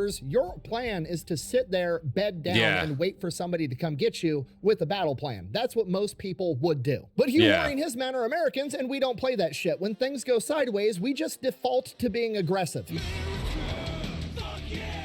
So as far as Hugh Horry's concerned, as soon as that musket went off, this battle has officially started, and he has opted to go with America's tried and true plan B, brute force and ignorance. He grabs his men and orders them to charge the front of the plantation immediately. So they all take off running. As they approach the front of this plantation, they see something incredible. For whatever reason, the British had decided that they were going to leave all of their muskets staged outside the front door of the plantation. They immediately run up to the front door. They now have all the British guys' weapons. They kick down the front door, and within a matter of seconds on the other side of the plantation, by sheer coincidence, Francis Marion launches his attack as well, and now the plantation is simultaneously being hit from the front and the rear, and the British are completely disarmed. Now, to be completely intellectually honest, I have no idea exactly what unfolded once they both hit the house at the same time. These guys weren't rocking GoPros back then, but if they were, I like to imagine it would be a montage of the coolest colonial era CQB house clearing I've ever seen. Because within a matter of minutes, the entire thing is over. Two British... Yeah, them just keeping their weapons outside, you can definitely tell, like, it's just a confident British force at that time, right? Oh, the battle's over. We won. We got the captives. Everyone lay down your arms. There's no more fighting to be done. Just a couple rapscallions out in the wilderness, just being rabble, but nothing serious, you know? No, there's no war here any longer. It's all cleaned up. No, there's a war here. You know what I mean? You should, yeah, keep better track of your weapons and just keeping them outside. You know, keeping them together at least, to be fair. So it's easy to keep track of, but in the wrong place, that's for certain. House clearing I've ever seen. Because within a matter of minutes, the entire thing is over. 2 British are dead, 5 are wounded, the rest are taken prisoner, and they have recovered 147 POWs. And Francis Marion has 2 men that were wounded and none that were killed. This mission was perfect. It was flawless. If this happened in modern day, Francis Marion and Hugh Horry would both be getting medals of honor or distinguished service crosses. And everybody else on the mission would probably be getting a bronze star. So now Francis Marion's excited. He's thinking, I just went from 70 unskilled, untrained guys to now I got a new 150 soldiers that are actually trained. I might be able to really do something here. And then when he goes to talk to the POWs, only 3 of them out of 147 are willing to join him. 85. Seriously? 5 of them say they would prefer going and sitting in a British prison for the rest of the American Revolution because they are so utterly demoralized that they would just rather don't just want go to fight. serve their prison Fuck sentence that, we lost. than run the risk of getting caught by the British. And the rest of them just go back home. And I guess think they from got their Francis ass beat so Marion's hard, perspective, they were this really like... just drives home what he already knew. This entire war is about optics and morale and keeping the men motivated. So from here, Francis Marion just goes back to what he was doing. He's still sending people out into towns, trying to recruit, trying to drive up morale for the Patriot cause. He's still launching, you know, minor attacks on British supply lines, but nothing really major is going on. However, probably unbeknownst to him, he has just become public enemy #1 as far as the British are concerned. You gotta remember, General Cornwallis, the guy in charge of this southern campaign, has basically told them, hey, we defeated the rebels at Kansas. We own the South now. It's all taken care of. And everybody's like, oh, what a great job Cornwallis did. And now he has to go back to his bosses and be like, oh, by the way, it's not cleaned up all the way. The plantation, took out a bunch of our troops, took them prisoner, and then freed 150 rebels. He has just went from, hey, the job is done, to what the fuck is going on over there? Obviously, you don't have this situation under control. That man insults me. So from here, the British just start throwing everything they have at Francis Marion. The problem is they're throwing blind because nobody knows where this guy is at. He's out in the swamps of South Carolina somewhere. Obviously, they're sending out Tory militias. If you don't know, a Tory is just like an American that's sympathetic to the British cause and is siding with the British. There's militias of those guys roaming around looking for Francis Marion. There's conventional army units, but in addition to that, they also send out half a dozen death squads led by some of their best field officers with their best soldiers trying to track down Francis Marion. Two of these officers are the infamous Bannister Tarleton and the lesser-known James Weems. And these two guys are the inspiration for the main bad guy in the movie The Patriot. You know, the one portrayed by Malfoy's dad? Yeah, he's an amalgamation of Bannister Tarleton and James Weems. And again, one of the things the movie The Patriot does get right is these guys go on a brutal warpath to basically trick Francis Marion into coming out of hiding by taking it out on the local civilians. They burn down houses, they burn down crops, they kill livestock, and even the burning down of a Presbyterian church was real. That actually happened. To be fair, they didn't fill it with everybody in the town first and burn it down like they did in the movie The Patriot, but they still burned down the church and were running around burning down everything, destroying people's lives. Yeah, I don't know, like that's pretty fucked up, burning everyone in the church. I mean, I don't think the British would be doing that level of atrocity to European settlers. Well, I mean, religiously, maybe, right? To be fair, I don't think that would occur, though. I don't think they would just be willy-nilly killing them per se, but burning down their homes, burning their livestock, burning all of their home, like all of their shit down. You know, that type of stuff. Maybe worse stuff too. Yeah, that's likely. You know, I don't know if they would just be killing European settlers, though. That's hard to say. That is hard to say. Maybe. I'm not going to sit here and say they're above that, but they still burned down the church and were running around burning down everything, destroying people's lives. Now remember, Francis Marion has a pretty long history of not liking this shit. He didn't like it in the Cherokee War when they were doing it to his enemies. He definitely isn't going to like it when they're doing it to his people of South Carolina, and neither are any of his men. So now Francis Marion is pissed off and more motivated than he was originally, and all of his men's morale are at an all-time high. They all want revenge. So on September 4th, 1780, when there's a Tory militia of 250 men sympathetic to the British in his area of operation, it's go time. Bear in mind, Francis Marion still only has like 70 guys, and he's about to go up against 250, but at least this time they're not professional soldiers. They're militiamen just like his guys. The difference is they're not being led by Francis Marion. So Francis Marion does what he always does. He sends out scouting elements, gets intel back at what's going on. The Tories are headed his direction with 250 men. 200 are in a rear element with 50 in a forward guard leading the group. Francis Marion immediately comes up with a brilliant plan, makes sure that they're coming right towards this swamp. Once they get close enough to the swamp, he sends out his 70 guys and confronts this forward element of 50 Tories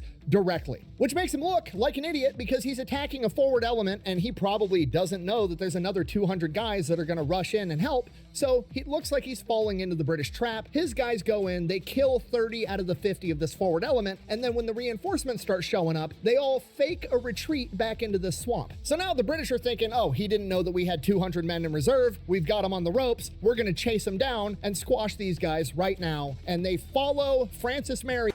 He actually killed 30 out of the 50 of the forward element. That's pretty insane. That is pretty insane. Did he lose any of his own guys there? Damn, let's just... The swamp. So now the British are thinking, oh, he didn't know that we had 200 just men watch in that reserve. again. We've got him on the ropes. We're going to chase him down. It's a classic strategy. He's feigning them right now. And they follow Francis Marion into the swamp. The Swamp Fox into the fucking swamp.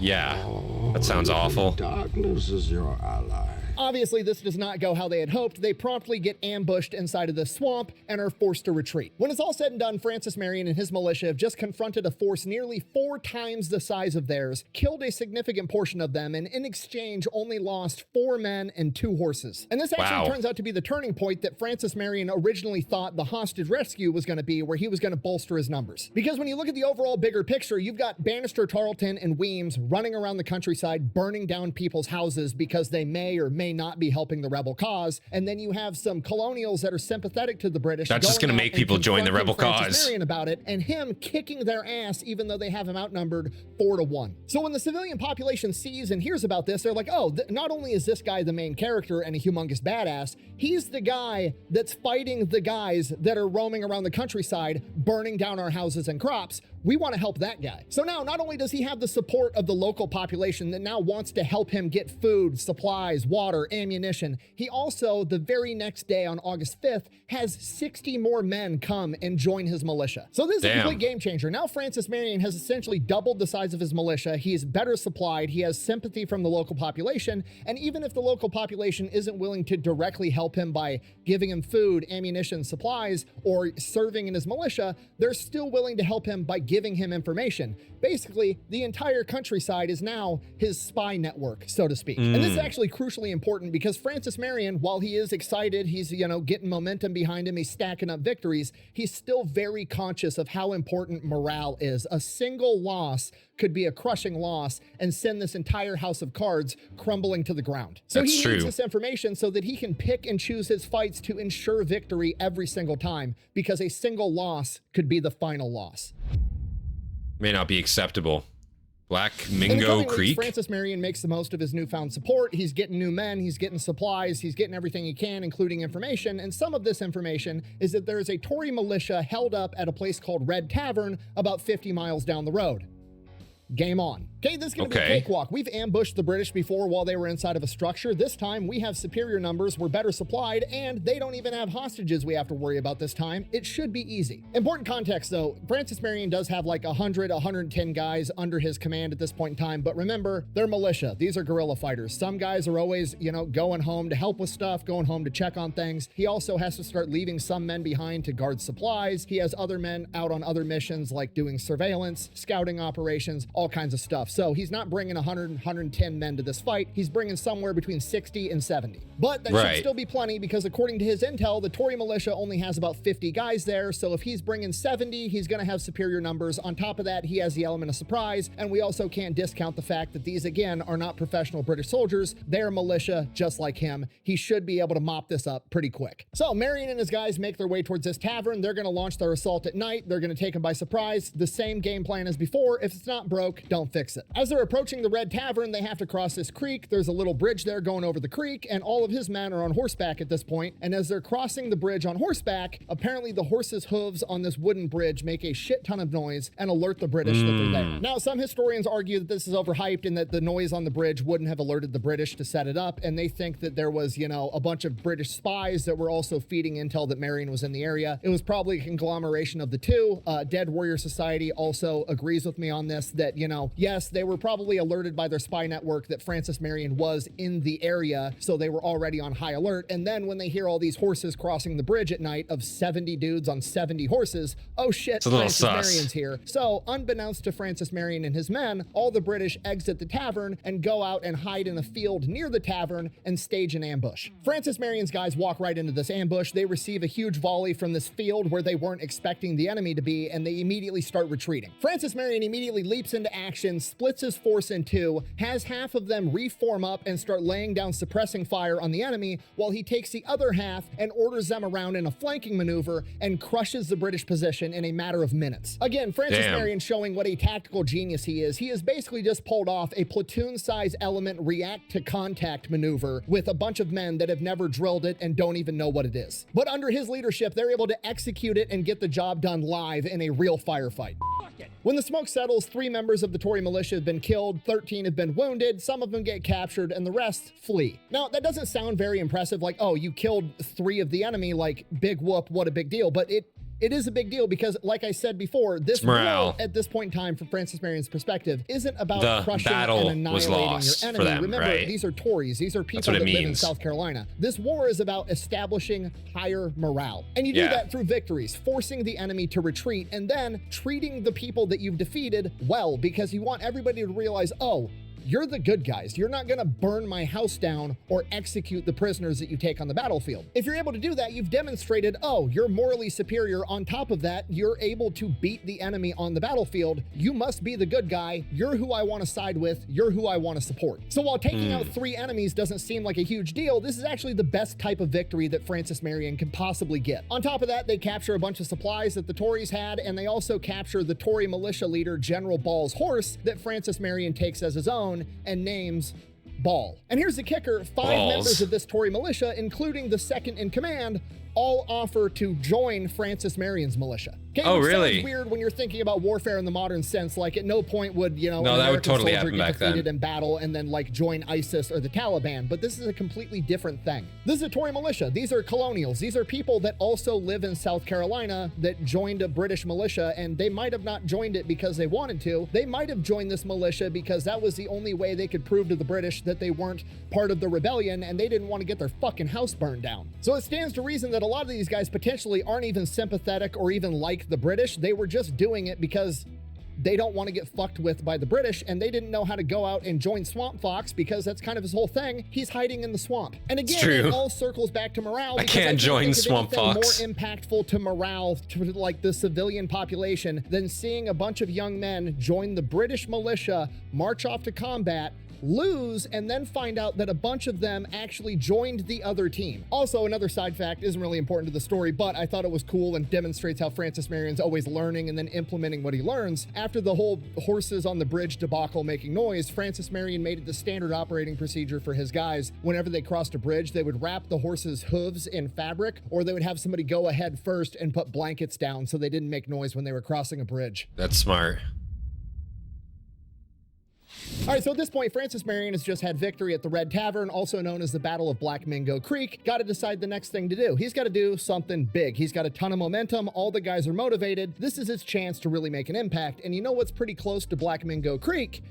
Georgetown. This is a major port city. It's under the control of the British. He grew up there when he was a kid. Somebody should probably go in there and do something about that. So Francis Marion pretty much immediately travels another 20 miles down the road, heads into Georgetown, and when he shows up, the British basically run and hide inside of a fortress that they have inside of Georgetown. At this point, Francis Marion goes in and is like, okay, surrender. And the British are hiding inside this fort, and they're like, no, we're not going to surrender. So Francis Marion is like, all right, can't really do anything about that. Don't have cannons, don't have any siege equipment, don't want to sit here and try to starve you guys out. This doesn't look good. And you got to remember, I'm going to say it again because I can't stress it enough. Everything about Francis Marion's war that he's fighting right now is all about morale and optics to the public. Now that optically looks great. It appears as though the British are scared of this guy, but now the ball is in Francis Marion's court. He can't just ride into town, have the British tell him no, and then walk away with his tail between his legs because then he looks bad. So he's got a couple of options. One, he could try to, lay siege to this fort. Like I already said, not really an option. Option B, he could steal all of their shit while they hide and then dip, which is exactly what he does, which is brilliant. It was the most absolute perfect possible thing to do. What shit at did he the time, steal? because from the view of the Their public, food and Francis whatnot? Marion rolled into town with his guys. The British ran and hid in their fort while he stole all their shit and then dipped without so much as a scratch on him. He is literally showing the world, oh, the British military, the most powerful army on the planet. Yeah, they're scared of me and my band of farmers. I run this shit. I am this kingpin in South Carolina. So Francis Marion strategically transfers a bunch of British equipment and horses to his alternate location in the swamp and dips out. From here, Francis Marion goes back to doing exactly what he was doing. He's chilling out in the swamp. He's sending guys out on scouting missions, gathering intel, trying to identify his next target. And in late October, he finds it. His scouts come back and they report that they've identified a Tory militia under the command of Samuel Tynes. It's about 200 guys that have just marched into the area of new recruits. They're planning on getting trained up out in the woods, and then they're going to go out and confront Francis Marion. Francis Marion figures, I'm going to go crash this party before it even starts. And if he can achieve victory here, not only is this going to bolster the morale of his men and all the people that already support him, it's going to demoralize the enemy. Like, oh, you're going to come into my AO, you're going to raise an army, you're going to try to confront me, I'm going to knock you down before you even get on your feet. And again, Francis Marion does not have 200 guys. At most, he has 150 under his command, but he probably doesn't have 150 at any given point. Yeah, because directly dudes are always out on under his separate command. missions. Yeah. Dudes are always going back home to check on things. So we don't really know how many men he has, but we know for sure he's outnumbered. But again, Of course. he's got tactics and they don't know he's coming. And more importantly, like we've already established, every single time Francis Marion goes into battle, he gains more experience and is able to immediately apply it to the next battle. Now remember, the Battle of Mingo Creek, the two things that went wrong were Yeah, high stress times like that. I mean, shit, you can only afford to sometimes make mistakes once like that, right? Like with the horses on the bridge, right? He immediately remedied that shit, right? There was a mistake. He ended up paying for it to an extent, even though he didn't really pay for it, but still things could have gone a lot worse for him. So he instantly remedied that. That's very smart of him. Again, he's doing a lot of shit that back in those times, people just weren't thinking of, or people just weren't doing, or people were just way too arrogant to even like concede, oh, I have to do it this way. My way is better, you know? I don't know. He's a really, really smart individual. Damn. Able to immediately apply it to the next battle. Now remember, the Battle of Mingo Creek, the two things that went wrong were the horses were noisy on the bridge, and potentially there were spies that gave away his position. Okay, we've already addressed the horses on the bridge. What do we do about the spies potentially ratting him out and giving away that he's coming to get these guys? Hang them. Francis Marion, in his stroke of genius, being 10 steps ahead of everybody at all times, has his men go out into the taverns and into towns and loudly talk and spread the rumor that Francis Marion and his militia are heading to a different part of the state in the other direction. So any intel the British get is going to be the exact opposite. These guys are going to be out there in the woods thinking they've got all day and tomorrow to train their troops up before they have to go track down Francis Marion, when in reality, he's coming for them. A little bit of counter information there. It's actually very smart. 1780, Francis Marion and his guys have tracked down the new Tory militia led by Samuel Tynes outside of Terracote Swamp. This time, Francis Marion goes back to the same playbook. They decide that they're going to attack at midnight when the enemy is least expecting it, and there's as few guards as possible, and everybody is sleeping. Except this time, there's no structure. There's nothing they got to worry about. These guys are out in an open field. So Francis Marion splits his guys up into 3 groups. He's got a group going right up the middle. Then he's got 2 groups going around the outside in a flanking maneuver, and they're going to double envelop the enemy. They're going to absolutely crush them because they don't even know they're coming. He gets all of his men into position, then he signals for the attack to start by firing his pistol. All 3 units take off and converge on the target at the same exact time, absolutely crushing this militia. In a matter of minutes, 6 of them are dead, 14 of them are wounded, another 23 are captured, and the rest are scattered and running. And Marion didn't lose anybody. In fact, he actually gained people because some of the Tories turned around and joined his militia instead, and then on top of that, he also gained a ton of new supplies by sacking this encampment. And again, taking out 6 enemies, capturing a handful, wounding another handful, doesn't seem like a big earth-shattering thing, but he's just stacking up victory upon victory upon victory, and it just looks like nobody can oppose this dude. He is invincible. And every time he takes out a Tory militia, it makes it that much harder for any other Tory militia to pop up because everybody's gonna Nobody wants to join. No, I don't want to join a militia for the British because, you know, Francis Marion's guys are gonna pop up out of the woods out of nowhere and kill me in my sleep. I'm good. I'd rather just stay home. And while all these small victories seem like they could easily be insignificant in the grand scheme of things, they're not. Stacking up these small victories in South Carolina literally changed the entire trajectory of the Revolutionary War. Because at this point, Cornwallis is forced to abandon his plans to march further north and to go back and solely focus on getting South and North Carolina back under control. Francis Marion and his ragtag group of farmers stacking up these small victories has literally altered and ruined the plan of the most powerful military on the planet. And now they're going to have to figure out what to do about Francis Marion. And in the meantime, Francis Marion just goes on a tear of guerrilla warfare, launching raids all over the place. People are supporting him now. He's getting food, he's getting weapons, he's getting supplies. He's even got some Native American warriors coming and helping to fight with him from the Catawba Nation. And these Catawba warriors are training all these farmers how to fight like a Native American with guerrilla warfare tactics, how to, you know, take pop shots from the trees and disappear, how to fight with knives and tomahawks. And this is where, you know, the Patriot character gets his tomahawk. Francis Marion was never known for carrying a tomahawk into battle, but his men did start doing it after they started working with these Catawba warriors. That's pretty cool. Guys started rocking tomahawks. By October of 1780, the British have decided how they're going to handle Francis Marion. They're basically going to redouble down on their efforts of actual British soldiers, the best of the best, being led by Bannister Carleton and Weems, to go out and track him down. Previously, they were like, you know, be on the lookout for this 48-year-old farmer out in the woods with some other dudes. Now it is like, no, go find this motherfucker and stop him. So Weems and Tarleton decide they're going to do what they were doing before, just harder. They're going to burn down even more houses, more plantations, more crops. At one point, they hang a ferryman because he refused to, you know, transport British troops across the river. They hang the guy in front of his wife and kids. They're just absolutely roaming around, committing war crimes, terrorizing the civilian population. And as we already know, I've not heard of these guys before. Absolutely hates everything about this. Yeah, I've never heard of these squads before. If I might have to look them up. That's pretty fucked. And they actually look like that. Like I saw the clip there that the electrician played from the movie there with the black.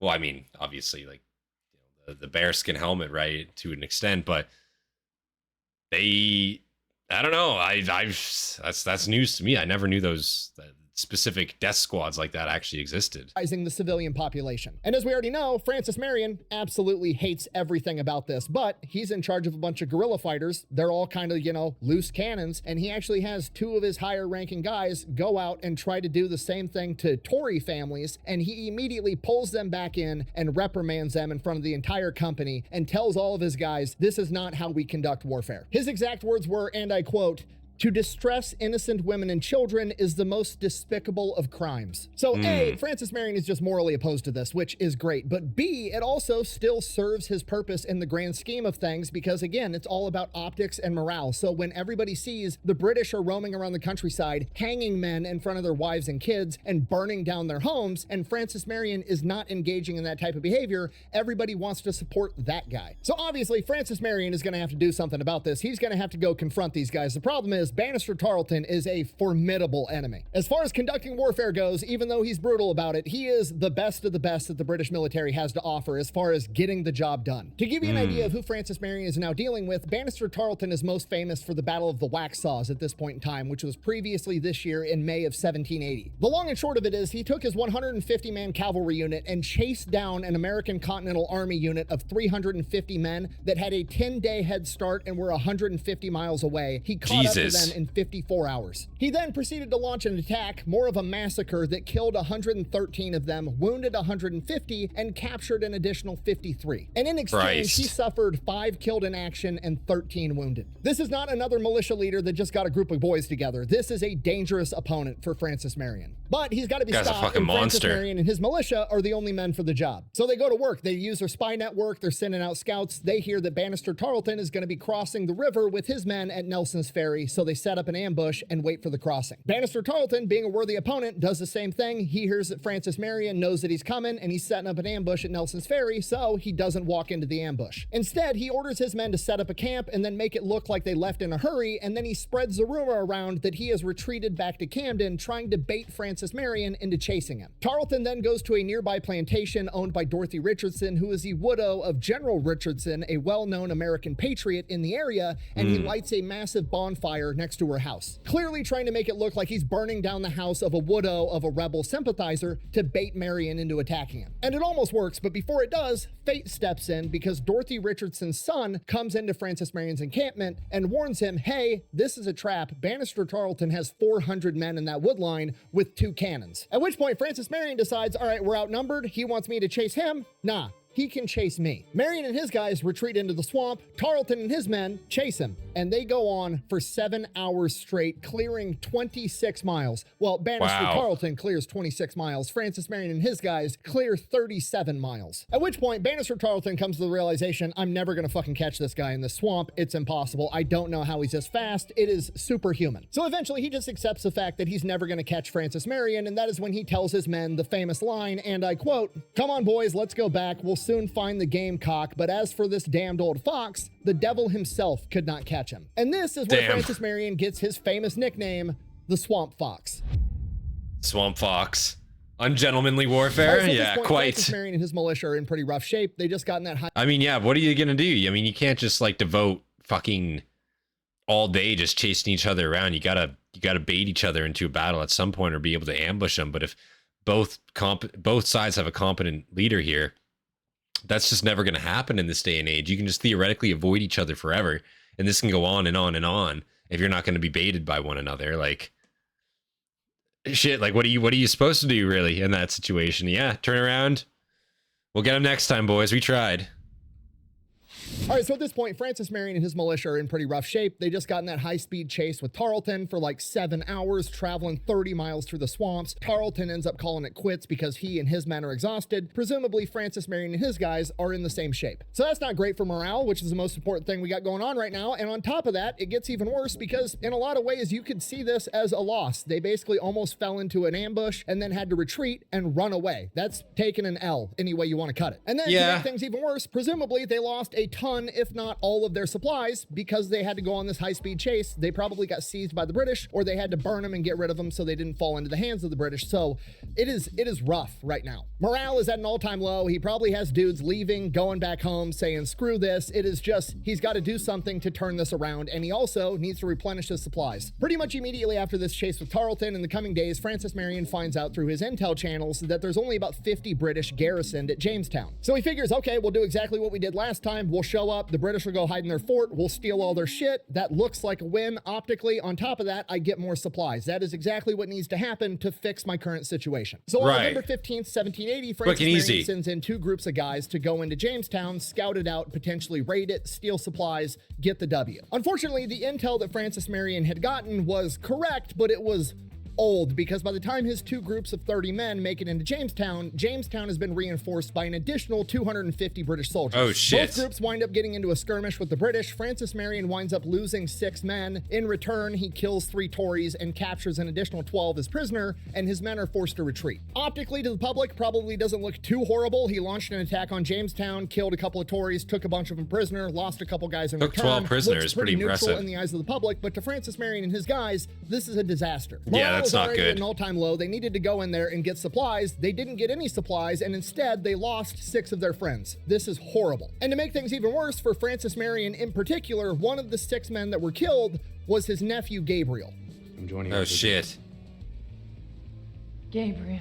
From here, there's not a lot Francis Marion can do. It's late November, winter is on its way, and he's got to find somewhere to set up camp to survive this winter. So he goes out deep into the swamps of South Carolina, somewhere where nobody's going to be able to find him, and finds this spot known as Snow's Island. Basically, the PD River veers off from a creek, so he is essentially in this position surrounded by water. He has effectively given himself a moat and this impenetrable terrain position. From here, he's still conducting guerrilla warfare operations, just nothing major. He's still sending out small groups of guys to gather intelligence, raid British supply lines, get more supplies, little tiny stuff they need to do to survive, but he's not going to be doing anything big until winter's over. But then something amazing happens. He starts getting all kinds of supplies from the local population. He starts getting a ton of more volunteers. In a matter of weeks, he goes from having like 200 guys to having over 700 men. And this all happens because after Bannister Tarleton had given up chasing him, after Bannister Tarleton effectively beat him, he somehow still managed to turn around and turn it into a loss for the British. Remember, this entire thing is all about morale and optics. The British came out of the Bannister Tarleton chase looking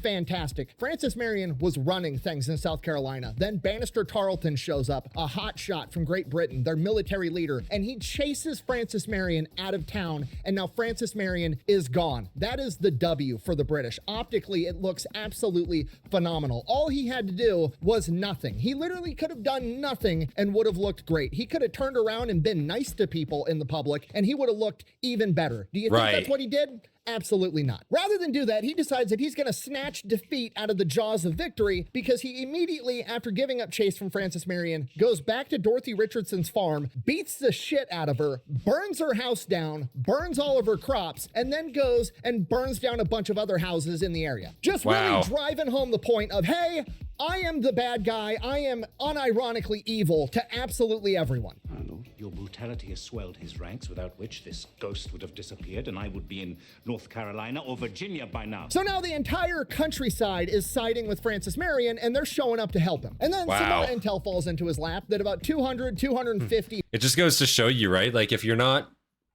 kind to the population that you're trying to control or police, right? And you're just outwardly using the fucking stick instead of the carrot, like, they're going to rebel against you. You can't just do that and expect people are going to be fine with it.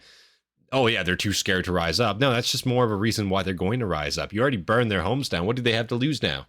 Like, straight up.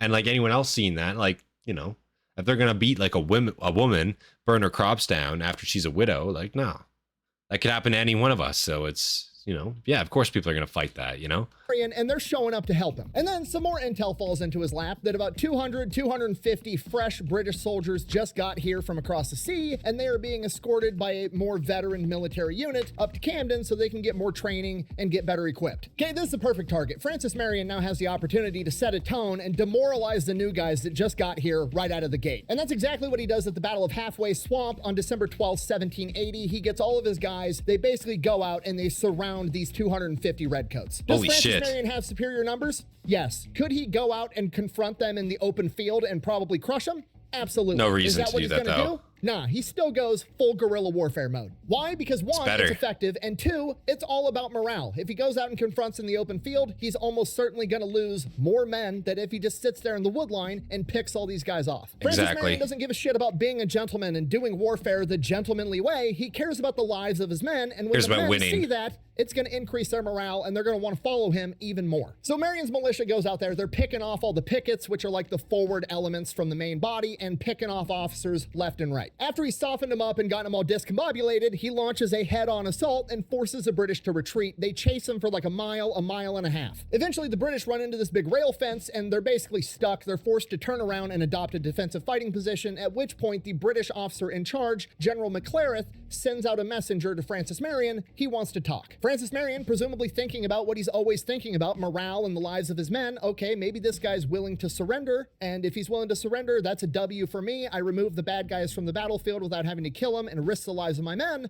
Sure, I'll talk with this guy. So they go into this meeting, and this British officer informs Francis Marion that his actions of ordering his men to pick off the forward elements and the officers is, and I quote, violates the rules of warfare and civilized nations. To which What Francis Marion rules? responds, my actions are infinitely more humane than the actions of Weems and Tarleton, who are running around the countryside burning down homes and harming innocent women and children. As long as your men continue burning down people's houses, my men will continue shooting officers and pickets. You know, this is not the conduct of a gentleman. If the conduct of your officers is the measure of a gentleman, I'll take that as a compliment. And this is where things get weird. At this point, the British officer makes a proposal to Francis Marion.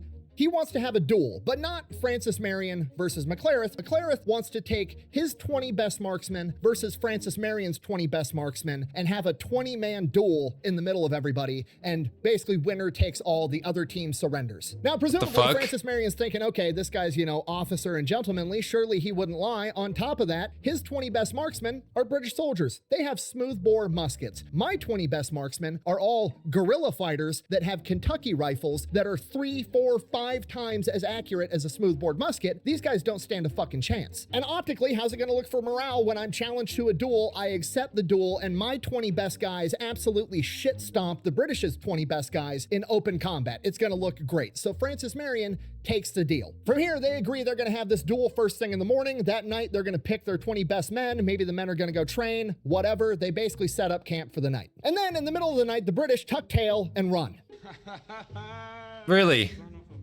Morning comes around, Francis Marion realizes what has happened. The British officer, in a gentlemanly warfare type fashion, fucking lied and ran away from the duel that he proposed, so Francis Marion and his guys chase him down. They finally reach this element, piece and of the entire shit. situation Come develops back into here. this, like, the British are still retreating while firing back, and Marion's men are advancing while firing. It's like this retreating skirmish. Eventually, the British come upon this plantation that's up on a hill owned by the Singleton family, and they run up onto this hill, take over the plantation, and set up a really good defensive position, at which point Francis Marion is heavily considering going up there and taking them out anyways. But he's not just going to run in there blind. He's going to do what Francis Marion does. He's going to be prepared for everything. He sends out scouts. They're scouting the area. He's gathering intel. And when he's gathering intel, he finds out that the Singleton family residing in that plantation currently has smallpox.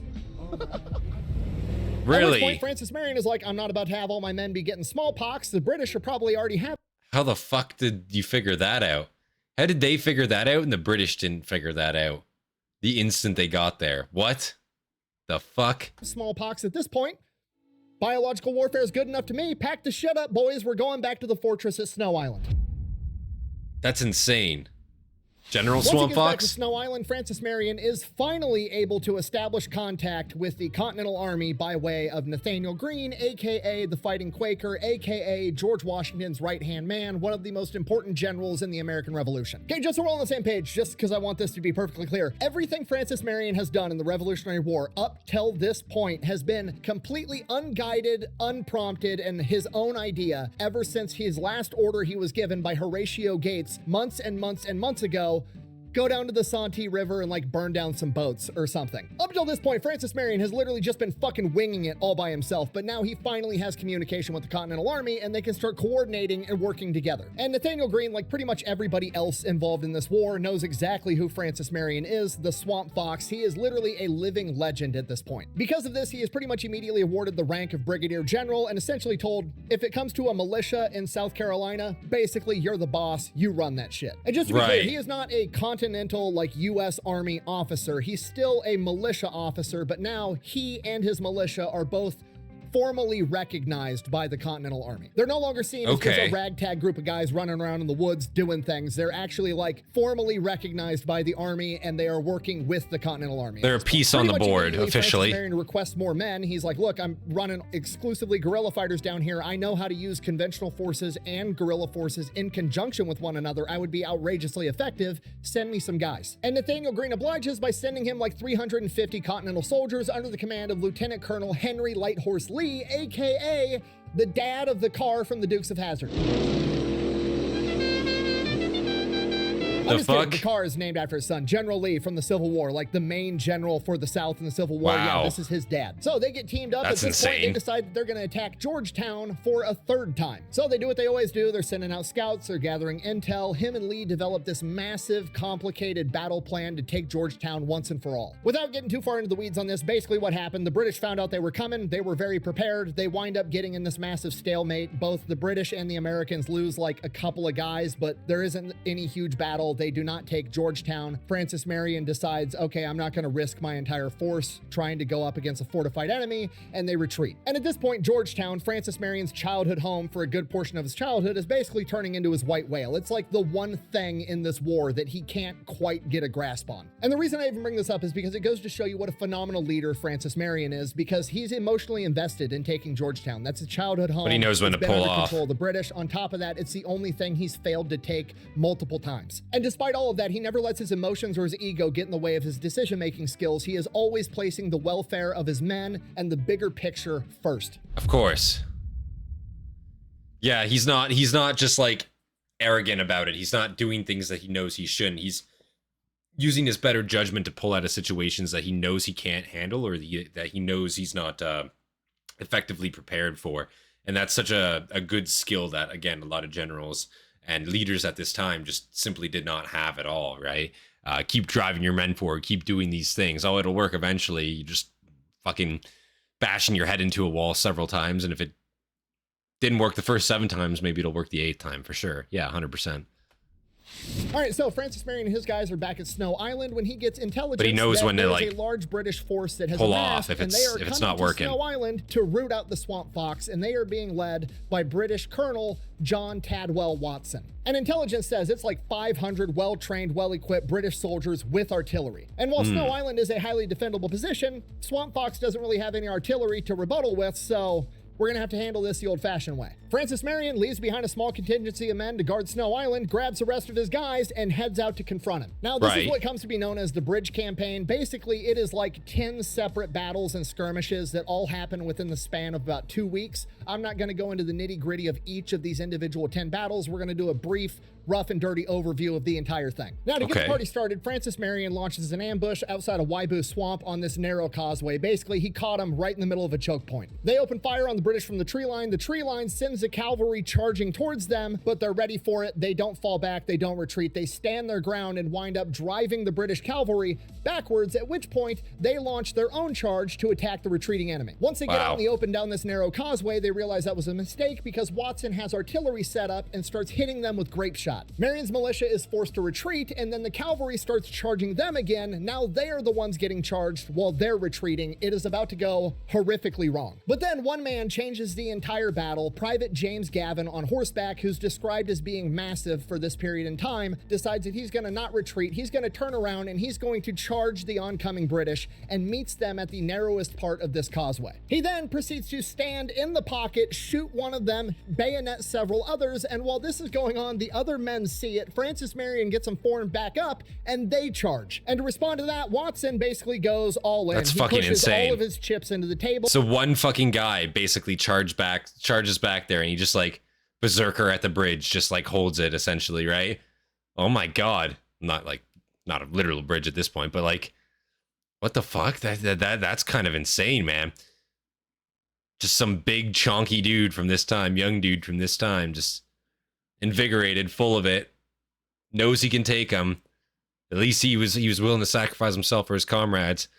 He held them. They formed back up, and they're coming back. I hope he survives. He's just a private too. Like, he's not even like higher enlisted or anything. Charge. And to respond to that, Watson basically goes all in. He pushes all of his chips into the table, has all of his infantry do a bayonet charge coming in behind their cavalry. Francis Marion sees this and orders a retreat. And the reason Francis Marion had to do this was because a significant portion of Marion's men are all carrying rifles, not muskets, and their rifles don't have bayonets. So going bayonet to bayonet was not an option, and he wasn't about to sacrifice all of his guys. They pull back. At this point, Francis Marion's like, okay, the whole confront him in the open field in broad daylight thing didn't really work out.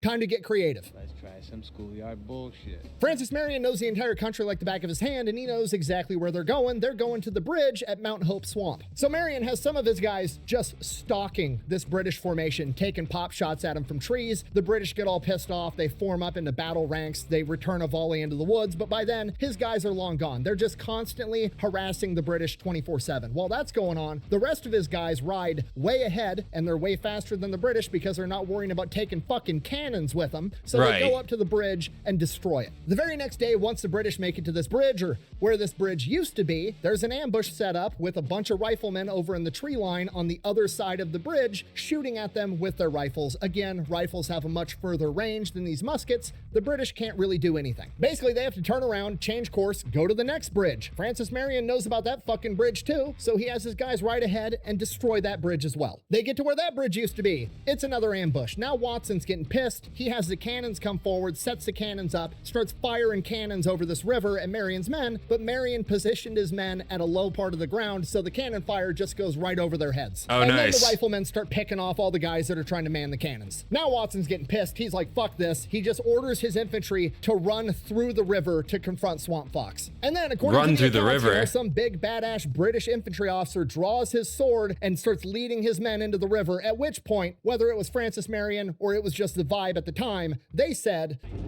Shoot that guy. The officer with his sword out leading the charge immediately gets shot in the chest. And then one of the British soldiers tries to run out and save him. Then that guy gets shot. Then another guy. He gets shot also. Then two more guys run out and try to save them, and they both get shot. Finally, the British realize this isn't going to work, and they're forced to retreat. They got to find another bridge. And this goes on pretty much exactly like this for like 2 weeks straight. They are just harassing and picking off the British left and right constantly.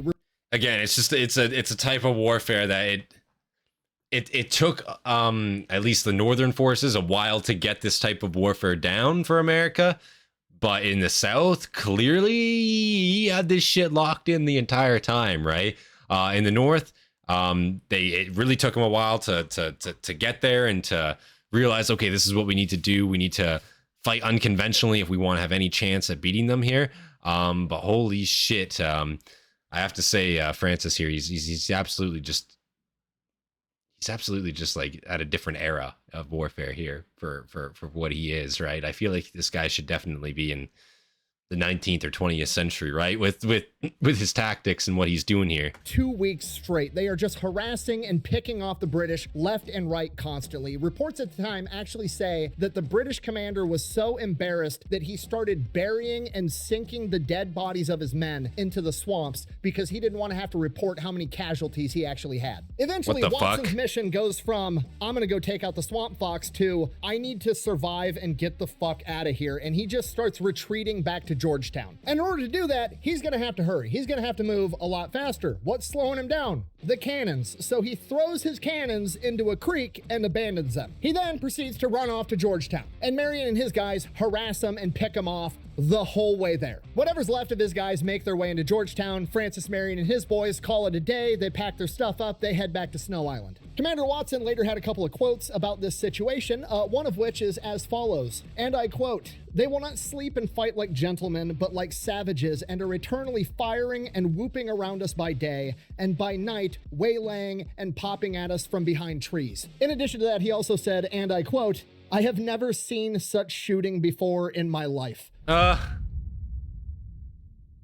They were taking shots, context not lined up, of what's going behind on cover. Right, Nathaniel Greene's men have now come back into the South, and they are fighting the British. And Nathaniel Greene has just been defeated by General Cornwallis at the Battle of Guilford's Courthouse. And I put the air quotes because, like, yeah, technically the British did win that battle because the Americans were attacking and the British held their ground. That is a W, I guess. But in holding the ground, Nathaniel Greene's men destroyed like a third to a half of General Cornwallis's army, and it basically destroyed his entire campaign. So the Battle of Guilford's Courthouse was basically like, yeah, the British won the battle, but it gave America the win of the war. For the British, between the disaster at Guilford's Courthouse and Francis Marion creating absolute havoc in South Carolina, General Cornwallis is literally like, fuck this, I'm done. He hands off the Southern Theater to one of his subordinates and dips out. He's like, I'm gonna go attack Virginia or something. I can't handle this shit anymore. They literally made General Cornwallis rage quit. This is bullshit. So at this point in time, the war is starting to look really good for the colonials. That's but fucking it's not hilarious. Like a guaranteed we're gonna have an outright win out of the gate. There's still a pretty big possibility that there could be some type of peace treaty or peace agreement. And if that happens, whatever territory the British are still in control of, they're probably gonna get to keep. Which means strategically at this point, the British are basically just like turtling up in their fortresses so they can claim that they're still in control of that territory so they get to keep it if there's a peace treaty. If so facto, they need to go take out the British inside of their forts so they can't claim that they're in control of that territory anymore. So Nathaniel Greene kind of sends out the order to his big militia leaders, mainly Francis Marion and Thomas Sumter, the Gamecock, go take out British forts and take them over so we're in control of that territory. And Francis Marion and Lighthorse Lee in particular get told to go take out a place called Fort Watson. Now, Fort Watson is a tough objective to try to take over because it is out in the middle of an open field on top of a hill. So they have the high ground and there's nothing for Francis Marion's men to really hide inside of, and he still doesn't have any cannons or artillery or siege equipment. So Marion and Lighthorse have the numbers. They've got about 380 guys they can throw at this mission. The fort is only guarded by about 120 guys, but again, they're gonna have to run out into an open field while these guys are hiding behind the walls of this fortress. It's not great odds. On the plus side though, Fort Watson is kind of unique in the fact that it's a fort and it doesn't have any artillery. There's no cannons there. Why doesn't it have any cannons there? Well, there was this British officer who got sent out to capture the Swamp Fox, and he decided that he was going to take Fort Watson's cannons with him, and then he got his ass whooped and had to abandon them And ditch them? That's fucking so crazy. Could definitely be worse, but they're still not. So he didn't even come here to the battle space with cannons. He stripped them from their forts, their local forts. That's fucking insane, dude. That is so crazy. What? It's actually, it's impressive too, because Canada has a number of like British colonial forts, absolutely scattered throughout. If you actually look around throughout Canada, there's a ton. And yeah, and Thunder Bay way as well. Tons of forts up there, and like the cannons and stuff, they're all actually like still there back from those times, which is insane to think about. But I've actually been thinking about going and maybe checking them out sometime. I don't really know how I'd get up there. It's quite the trek, but you know, you can only drive a certain way. I'm sure you could drive a decent way up there, but still. And had to abandon them in a creek. So things could definitely be worse, but they're still not looking that great. But hey, we're gonna try. So Francis Marion and Lighthorse Lee grab their guys, they ride out to the fort, they confront him at the fort, and they're like, all right, we have you surrounded, time to surrender. And the British are like, no.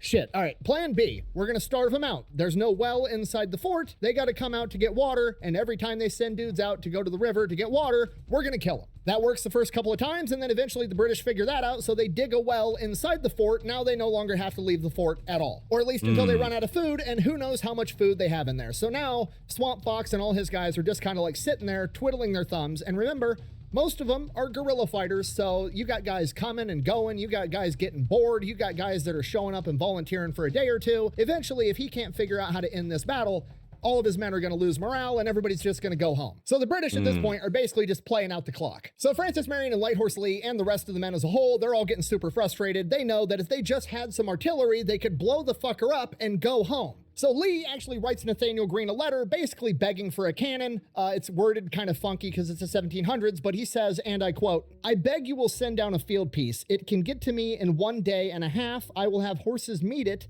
which will go off from me on here from you. All things are well here, and no possible danger can attend the sending the cannon. 5 minutes will finish the business and it can be returned immediately. Okay, translation, can I please borrow a fucking cannon for like 5 minutes? I've been fighting an entire war with 0 equipment. I just need an actual one field piece, please. For like 5 seconds. I'll give it right back, I promise. Nathaniel Green gets the letter and is like, okay, cool. Immediately sends them a cannon. Thank God.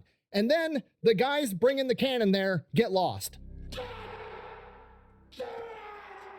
Then everything gets 10 times worse because there's a smallpox outbreak and all the dudes are getting ready to be like, screw this, I'm going home. Then out of left field, an officer that's under Lighthorse Lee by the name of Hezekiah Maham comes to Francis Marion and Lighthorse. He's got an idea. Okay, hear me out. We can't get to them because they're hiding behind these walls and they have the high ground. What if we built taller walls so that we had the higher ground to their high ground? What if we built a bigger fortress than them?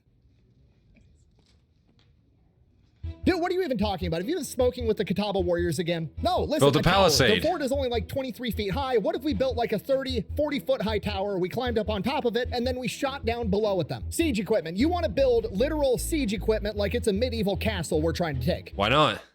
Uh-huh. Go tell the guys to go to every plantation in the surrounding area, get every axe and saw they can find and start cutting down trees. They spend the rest of the day cutting down trees, basically pre-fabbing a bunch of logs for construction, and then that night they go and build a somewhere between 30 and 40 foot high tower 30 yards away from the fort. Then the next morning when the sun comes up, there's a bunch of riflemen on top of a 40-foot high tower looking down at all the British guys inside of their fort, and they start opening fire on them. And while that's going on, another group of guys run up to the fort with axes and start beating their way through the wooden fort. Holy shit. shit. What you're thinking. Why didn't the British just shoot back? Like, I understand they're riflemen, their guns are more accurate, but the British have way more guys inside their fort than you could possibly fit up on this little tower, and the muskets are still going to be wildly effective at 30 yards away. Why didn't the British just shoot them? Well, that's because when they built the tower, they intentionally built the tower on the side of the fort so that when the sun was coming up in the morning, it was to their backs, aka directly in the British guy's eyes. So now they're trying to have a pop quiz firefight against a guy with a more accurate weapon and have a staring contest with the sun at the same time. The British wind up surrendering within an hour. And yet again, it all comes down to morale. Everything Francis Marion does is win or lose based on morale, because the British officer that lost the fort had this to say about it. And I can't believe that the one time he was almost about to get a fucking cannon, an actual piece of military equipment, a field gun, it gets fucking lost on the way there and he doesn't even get a chance to use it. That's so sad, man. And I like to also I really enjoy the way he worded that original letter too.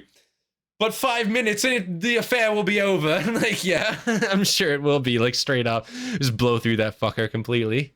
Oh no. Win or lose based on morale, because the British officer that lost the fort had this to say about it, and I quote, "We were reduced to the disagreeable necessity of capitulating by the cowardly and mutinous behavior of the majority of the men, having grounded their arms and refusing to defend the post any longer." That's crazy to say. My men got demoralized and couldn't take it anymore. We thought we were winning. We had a fort. We had the high ground. The Americans said, fuck you, we'll build higher ground and then we'll kill you anyways. And my men got scared and they wanted to go home. Oh my God, I almost died. Reasonable. They start playing the next fort they got to take out. They got to take out Fort Mott, which is on the Mott plantation owned by the widow, Rebecca Mott. Now, Rebecca Mott and her late husband were and are both humongous patriots, and she's actually been feeding intel to Francis Marion for a long time, using her position inside of Mott Fortress. And basically they came in, they took over her plantation house, built a fort around it, and kicked her out. She's now living in a small cabin somewhere on her property. And to make things worse, Francis Marion's just got intel that apparently the British have received word that they took out Fort Watson, so now they're sending out reinforcements to all the other forts, and those reinforcements are going to get there in like 24 hours. So if they're ever going to have a chance ambush them on the way there, it's got to be right now. And even then, it's borderline impossible because you can't really take a fort in 24 hours. That's not how siege warfare works. It's long and drug out. Unless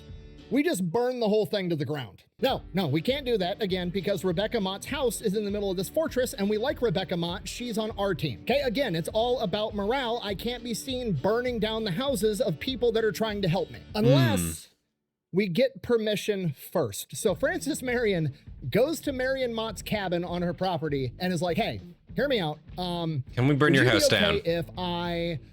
Please. Burn the fort down with your house inside of it. And Miss Mott is 100% down. She hates the British. They stole her house. If she can't have the house, nobody can have the fucking house. Not only is she okay and gives Francis Marion permission to burn down her house, she's like, How are you gonna do it? And he's like, I don't know, I didn't really get that far ahead. I guess like a flaming stick, throw it, something. And she's like, no. Here, I've got this bow and arrow, and my husband has these special arrows that he imported from East India that explode on impact. You can shoot those at the thatched roof to light it on fire from a distance. What the hell? Yes. And this is why we do intel work. Okay, it's like a video game. Like you could run in and do the mission guns blazing. Imported explosive arrows from India? NPCs, the Are those a fucking thing? I mean, I guess they would be from the East. Yeah, they put a little gunpowder on an arrow, perhaps? Make a little spark, make a little bang? How popular were those? Were those a thing? Were those actually like a proper thing, like that were utilized to an extent? I'd not really heard of those from that day and age. That's like Red Dead Redemption, maybe. Guns blazing, or you could take a minute and talk to the NPCs, didn't think that was real. Player characters, and maybe, I don't know, they'll give you a legendary item to make the mission way easier. What is this? Where did you get that armor from? Oh no. Why is your sword on fire? What? And as if that wasn't cool enough, the guys that were trying to bring them the cannon that got lost at the last fort finally found him and have delivered a cannon. So now he also has a cannon and like these firework arrows imported from the East. So he has the boys go set up the cannon on some high ground so they can shoot over the wall into the fortress. And then he launches the flaming arrows onto the thatched roof. The roof catches fire. The British go up, try to put the fire out, but his guys with the cannon keep firing grape shot at him. So they just have to sit there and watch the house burn down. The British wind up surrendering so fast that Marion's men are able to take them as POWs and then go in and put out the fire and save most of the house. And then according to legend, Francis Marion, Light Horse, the British officers, and Miss Mott all have dinner together that night. From here, on to the next fort, Georgetown, the White Whale, the fourth attempt for Francis Marion to take Georgetown. He rolls up with his guys. He starts getting ready to make siege, and the British see he's coming. The British have already heard that he took out Fort Watson, he took out Fort Mott, and every single time it gets crazier and weirder, and they surrender faster and faster and faster. The British are like, fuck this. They retreat and abandon Georgetown, and Francis Marion takes it without firing a single shot. They just say fuck the fort and just leave Georgetown entirely? That's insane. After all that, there's probably a couple hundred guys there. I mean, mind you, France at this point probably has quite a few more than that, but still, you can do a lot with a couple hundred people inside a fortified position, and it's a proper fort in town too, a city at this point, I think, as well. Not just like some shitty wood palisade, right, to an extent. I think this would actually be a proper colonial fort, but damn, they just straight up left it. Wow. Retreat. Maybe not though. Somebody let me know. Georgetown, and Francis Marion takes it without firing a single shot. Everything is about morale. Francis Marion has not only bolstered the morale of the Patriot cause, but he has completely demoralized the enemy. Francis Marion has the British so scared, it's not a question of if they're gonna lose, it's a question of how are we gonna lose? What crazy shit is he gonna pull off next? Oh God. Revenge. From here, Francis Marion goes, he takes a couple of really smaller forts, pretty much the same events unfold. They don't put up much of a fight. He also gets involved in a couple of skirmishes here and there. He's disrupting enemy supply lines. He's doing Francis Marion things, but nothing major. That is until August of 1781, when a British major by the name of Thomas Fraser decided that he was going to set a tone with the public. He decided that it would be a good idea to hang a colonel by the name of Isaac Haney in front of everybody in the middle of downtown Charleston, and Isaac Haney was like a really big name. He was one of the faces of the revolution. Everybody in this area knew and loved this guy. And Major Fraser just executed him in front of everybody. And now the entire population in South Carolina is looking over at Swamp Fox like, are you going to do something about that? All right. Fuck it. Okay, A, Francis Marion and his guys probably want to just on principle, but B, this is another golden opportunity. Francis Marion has now worked himself into the common zeitgeist of what amounts to a superhero. Like there's a villain going around killing people and everybody looks to him to solve the problem. Please come. Marion knows he needs to deliver. This is his opportunity to bolster morale, win in the eyes of the public, be seen as the good guy, and that's exactly what he's gonna do. Francis Marion has like 400 men at this point, and they ride like 100 miles to track this guy down. Now, once they find the general area, Francis Marion does what he always does. He sends out scouts, he sends out decoys, he gathers intel, and when the intel comes back, not the greatest news, they basically tell him, it's too big of a force for us to attack. Francis Marion has 400 guys. How big is this enemy force? Well, Fraser is in charge of about 80 dragoons, infantrymen on horseback that ride up to battle and then they dismount. Whatever. Okay, 80, that's not a big number, but they're also being accompanied by 180 Hessian mercenaries, highly trained German soldiers, essentially, 130 Tories, militiamen, and then 150 British regulars for a total of 540 men, plus they have cannons. Big army only means one thing. More targets. Francis Marion, on the other hand, is like, oh no, we're fucking these guys up right here, right now, and he sets up a trap. Francis Marion knows right where these guys are headed. They're headed to Parker's Ferry, and between them and Parker's Ferry is a causeway, the perfect spot for an ambush. So Francis Marion takes a couple small groups of guys and basically orders them, hey, ride out and just go harass the shit out of these guys. Yeah, just confuse them. them. Shoot at them and then run away. Shoot at them and then run away. Keep guiding them towards this narrow causeway. But most importantly, make sure that by the time they reach this causeway, they're pissed off and tired of you guys. So those guys go do that. Francis Marion takes the rest of his force and rides out to this causeway. He takes about 80 men and sticks them back and down a different road that's at a 90-degree angle to this causeway, and he has them hide in the woods there. They're gonna come in after the ambush starts and flank the enemy from the rear. He takes the rest of his men and lines them up on both sides of this causeway in the swamp. He's going to catch the enemy in a crossfire in this narrow path. Cutting back to the British perspective, they have this massive force. They keep getting, you know, little groups of guys, 5 guys trying to shoot at them from the road, and then they disappear into the woods, and then they chase them. They're gone. They do it again. Then they do it again. Then they do it again. The British are thinking, oh, it's just local militia. It's some farmers that picked up their guns. They're fucking with us. This is annoying. We're kind of getting tired of it. And then finally, Thomas Fraser gets eyes on the guys that have been harassing him for the past couple of miles. They are standing in the middle of this very narrow causeway out in the open. And he's probably thinking, he's gonna end this shit right here. He's got horses, they don't. He orders all of his dragoons to charge down this causeway to take care of these guys.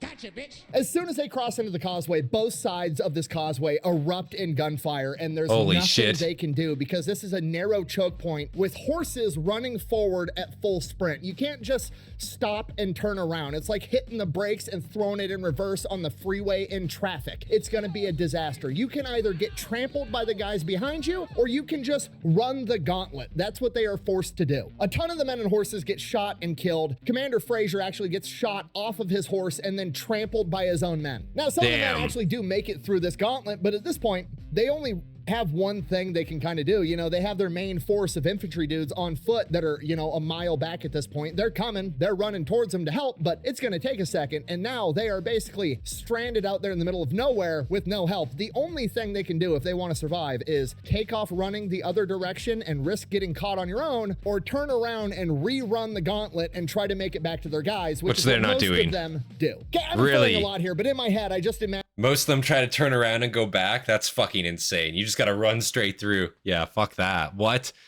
Yeah, no wonder most of them died here. That's brutal, man. Imagine like some British cavalry dude that's thankful that he just survived, frantically riding his horse as fast as he can over the bodies of his dead friends as the entire tree line is full of pissed off Americans reloading rifles like, I'm gonna fucking get your ass. Some of them make it, some of them don't, but then, you know, the main force shows up. They bring their cannons right up Yeah, I guess you gotta reload. I guess you gotta reload a musket of that era, so we might have time to actually turn around and fuck off at that point, but still, bold. But then, you know, the main force shows up. They bring their cannons right up front, at which point Francis Marion is like, kill that guy. They start trying to man these cannons, and every dude that gets anywhere near that cannon gets absolutely dropped. They're never able to fire off a single shot. Now from here, his other detachment of men that he sent down the road should be coming down that road to flank these guys from the rear, but they're not coming for whatever reason. So Francis Marion's main force just winds up in this long, drawn-out skirmish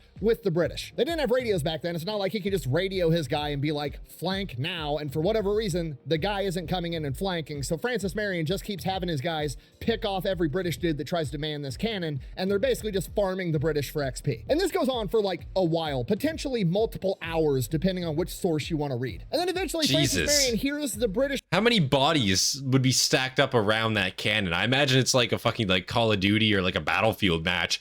It's like an MG or like a field gun sitting there, and there's just like 30 dead fucking corpses just surrounding it. Like, what the hell?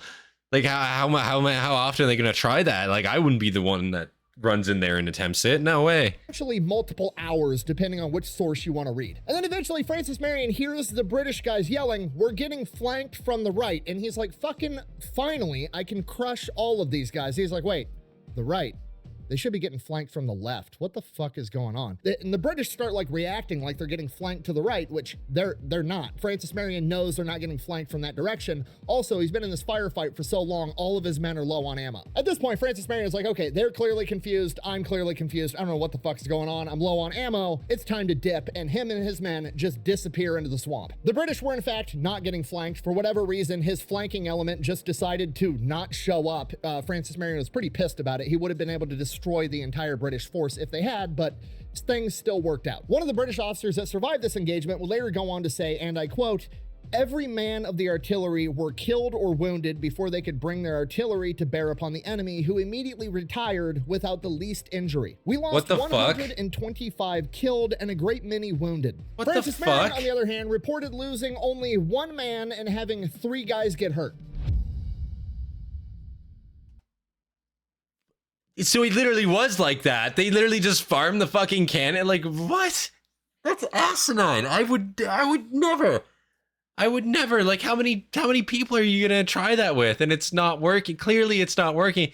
And if you as a British soldier, you know, like you just saw 100 fucking dudes get dragged away from their artillery piece. Yeah, I'll go and give it a shot. Fuck no. Fuck no. Like, what?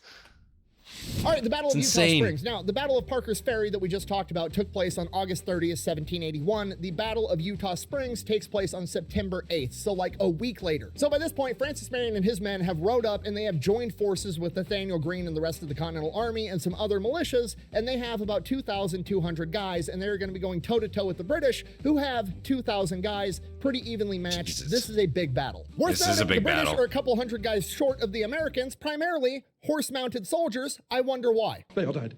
Now, this is a conventional battle. This is open field warfare. Everybody's marching up with ranks. They're, you know, standing in front of each other, shooting the muskets, firing volleys. And Francis Marion's militia is right up in the front line. Doesn't really happen that often, but that's where Francis Marion is with his guys. Now, typically in these battles like this, the militia fires 1, maybe 2 volleys, and then they run off and retreat and either just get off the battlefield or they hide behind the conventional forces. That's kind of the expectation for militiamen. That's the best you're going to get out of these guys. 1, 2, maybe 3 volleys, and then they're going to get out of the way. Francis Marion and his guys, however, reportedly stood in the pocket and fired up to 17 volleys, which is absolutely insane for a militia to pull off. As the battle devolves, they're pretty even on both sides, and it just turns into a slugfest. When it all settles down, both sides report, you know, roughly 100 men have been killed, roughly 300 men have been wounded, and like 50, 60, 70 men have been captured on each side. And at one point during this battle, part of the American line manages to actually fracture part of the British line, and they punch through into the wood line where the British have this camp set up and basically raid this camp. And when I say raid the British camp, I mean they found a bunch of casks of whiskey and beer and started drinking in the wood line in the middle of the battle. Okay, A, that's hilarious, but B, not a great or the right time to be doing that, and it actually gives the British time to like regroup and start counterattacking, at which point Nathaniel Greene orders the retreat and they dip out. And the Battle of Utah Springs, much like the Battle of Guilford's Courthouse we talked about previously, is a case where like both sides are declaring themselves the victor. They both feel as though they have won. And again, technically speaking, the British won because, you know, the Americans were attacking, so their goal was to stand their ground and defend that area, which they did in fact do because the Americans attacked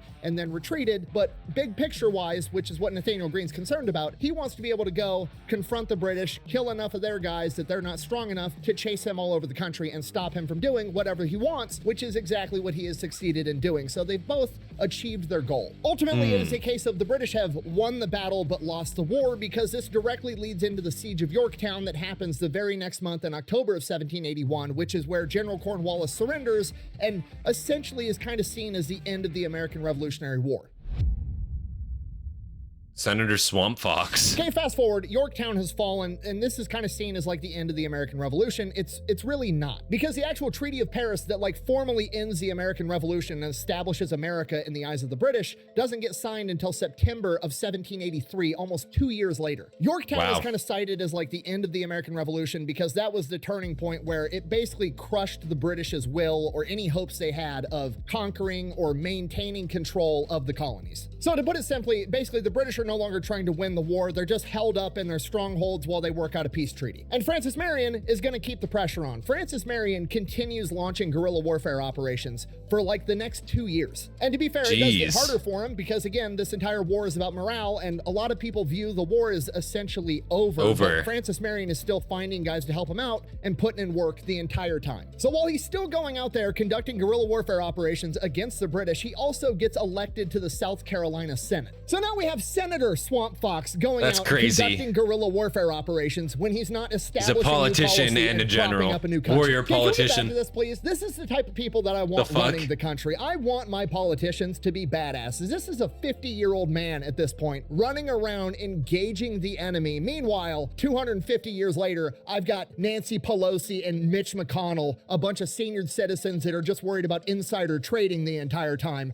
fucking over everybody. Oh no. You're really Liz. Never seen you this relaxed before.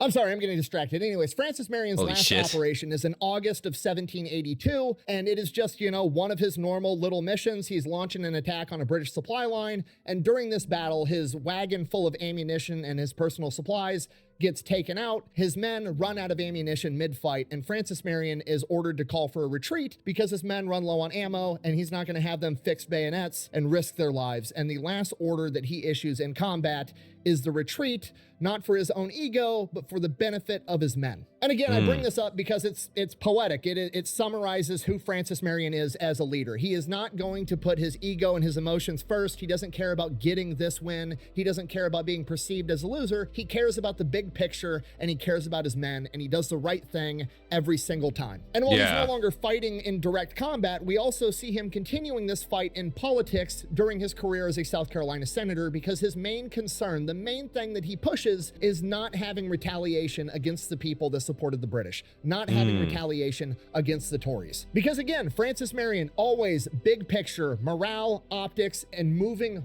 forward. And he knows that if we're worried about people getting mad about shit that happened 3 years ago during this war, and you have people that were patriots retaliating against people that were Tories trying to burn down each other's houses for revenge, it's just never going to end. Fall apart again, and it's just going to devolve into a civil war, and he does everything he can to prevent that. And again, it comes at a great deal of self-sacrifice to Francis Marion, because that is a wildly unpopular opinion to a lot of people, but he does it anyways because it's the right thing to do.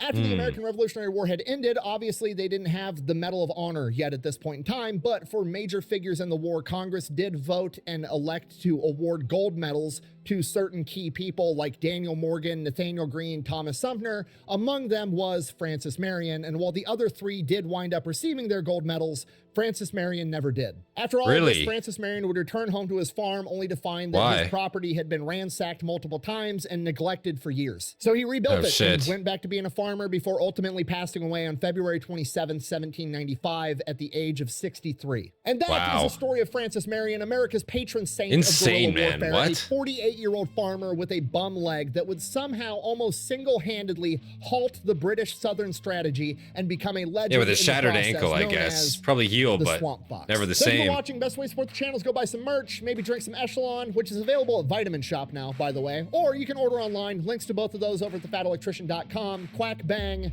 out. Wow. Holy shit. I'm just going to be honest with you guys. It took me a couple days to record this, and I was talking to my lovely wife about it, and she's like, who is it? And I was like, Francis Marion, the guy that Mel Gibson's character in The Patriot's based off of. And she's like, I've never seen that movie. So I realized that I'm a failure as a husband for not making my wife watch that movie with me. So I'm going to go do that right now. Okay, bye. That's a fair point. I've actually never seen it either. I might have to check that out. But wow, guys, that was quite the episode. That was the real Patriot, Francis the Swamp Fox Marion, uploaded by the Fat Electrician. What a fucking guy, man. What a crazy guy. And just, again, he was really ahead of his time for the doctrine that he was taking part of, for his strategy at the time, for how bad he was, or for how much he was willing to rough it, for understanding that the war was more about optics, more so than about actual battle victories, if that makes sense, right? You're trying to convince the population that, of course, revolution and independence is a good idea, right? And if you're just out there doing rancid shit and taking retaliation on people, that's never going to work. The British doing that was ultimately their downfall. If they hadn't done that, right, I'm sure a lot of people would have been content either way. you know, as long as their life is unaffected by the war at large, right? They probably wouldn't have cared one way or the other, to be completely honest. But now you're out there doing war crimes against them. Yeah, absolutely, you're gonna want to side with the revolutionary. You want to put an end to it, right? And it's just going to incite other people, of course, to fight with them. The fact that he was able to stay out there for that long, maintain with such a small force, and get that amount of shit done is just insane to me. Really enjoyed this video. I can see why I got so many recommendations recently. If you guys enjoyed this reaction, as always, do hit that like button, subscribe for more content from me, leave your recommendations down in the comments below. Big thank you, of course, to all of our members. Join the Discord if you're not in it, and of course, join the Patreon for some uncut show and movie reactions. Without any further delay, this has been Centurion, and I'll see you guys in the next one. Peace, guys.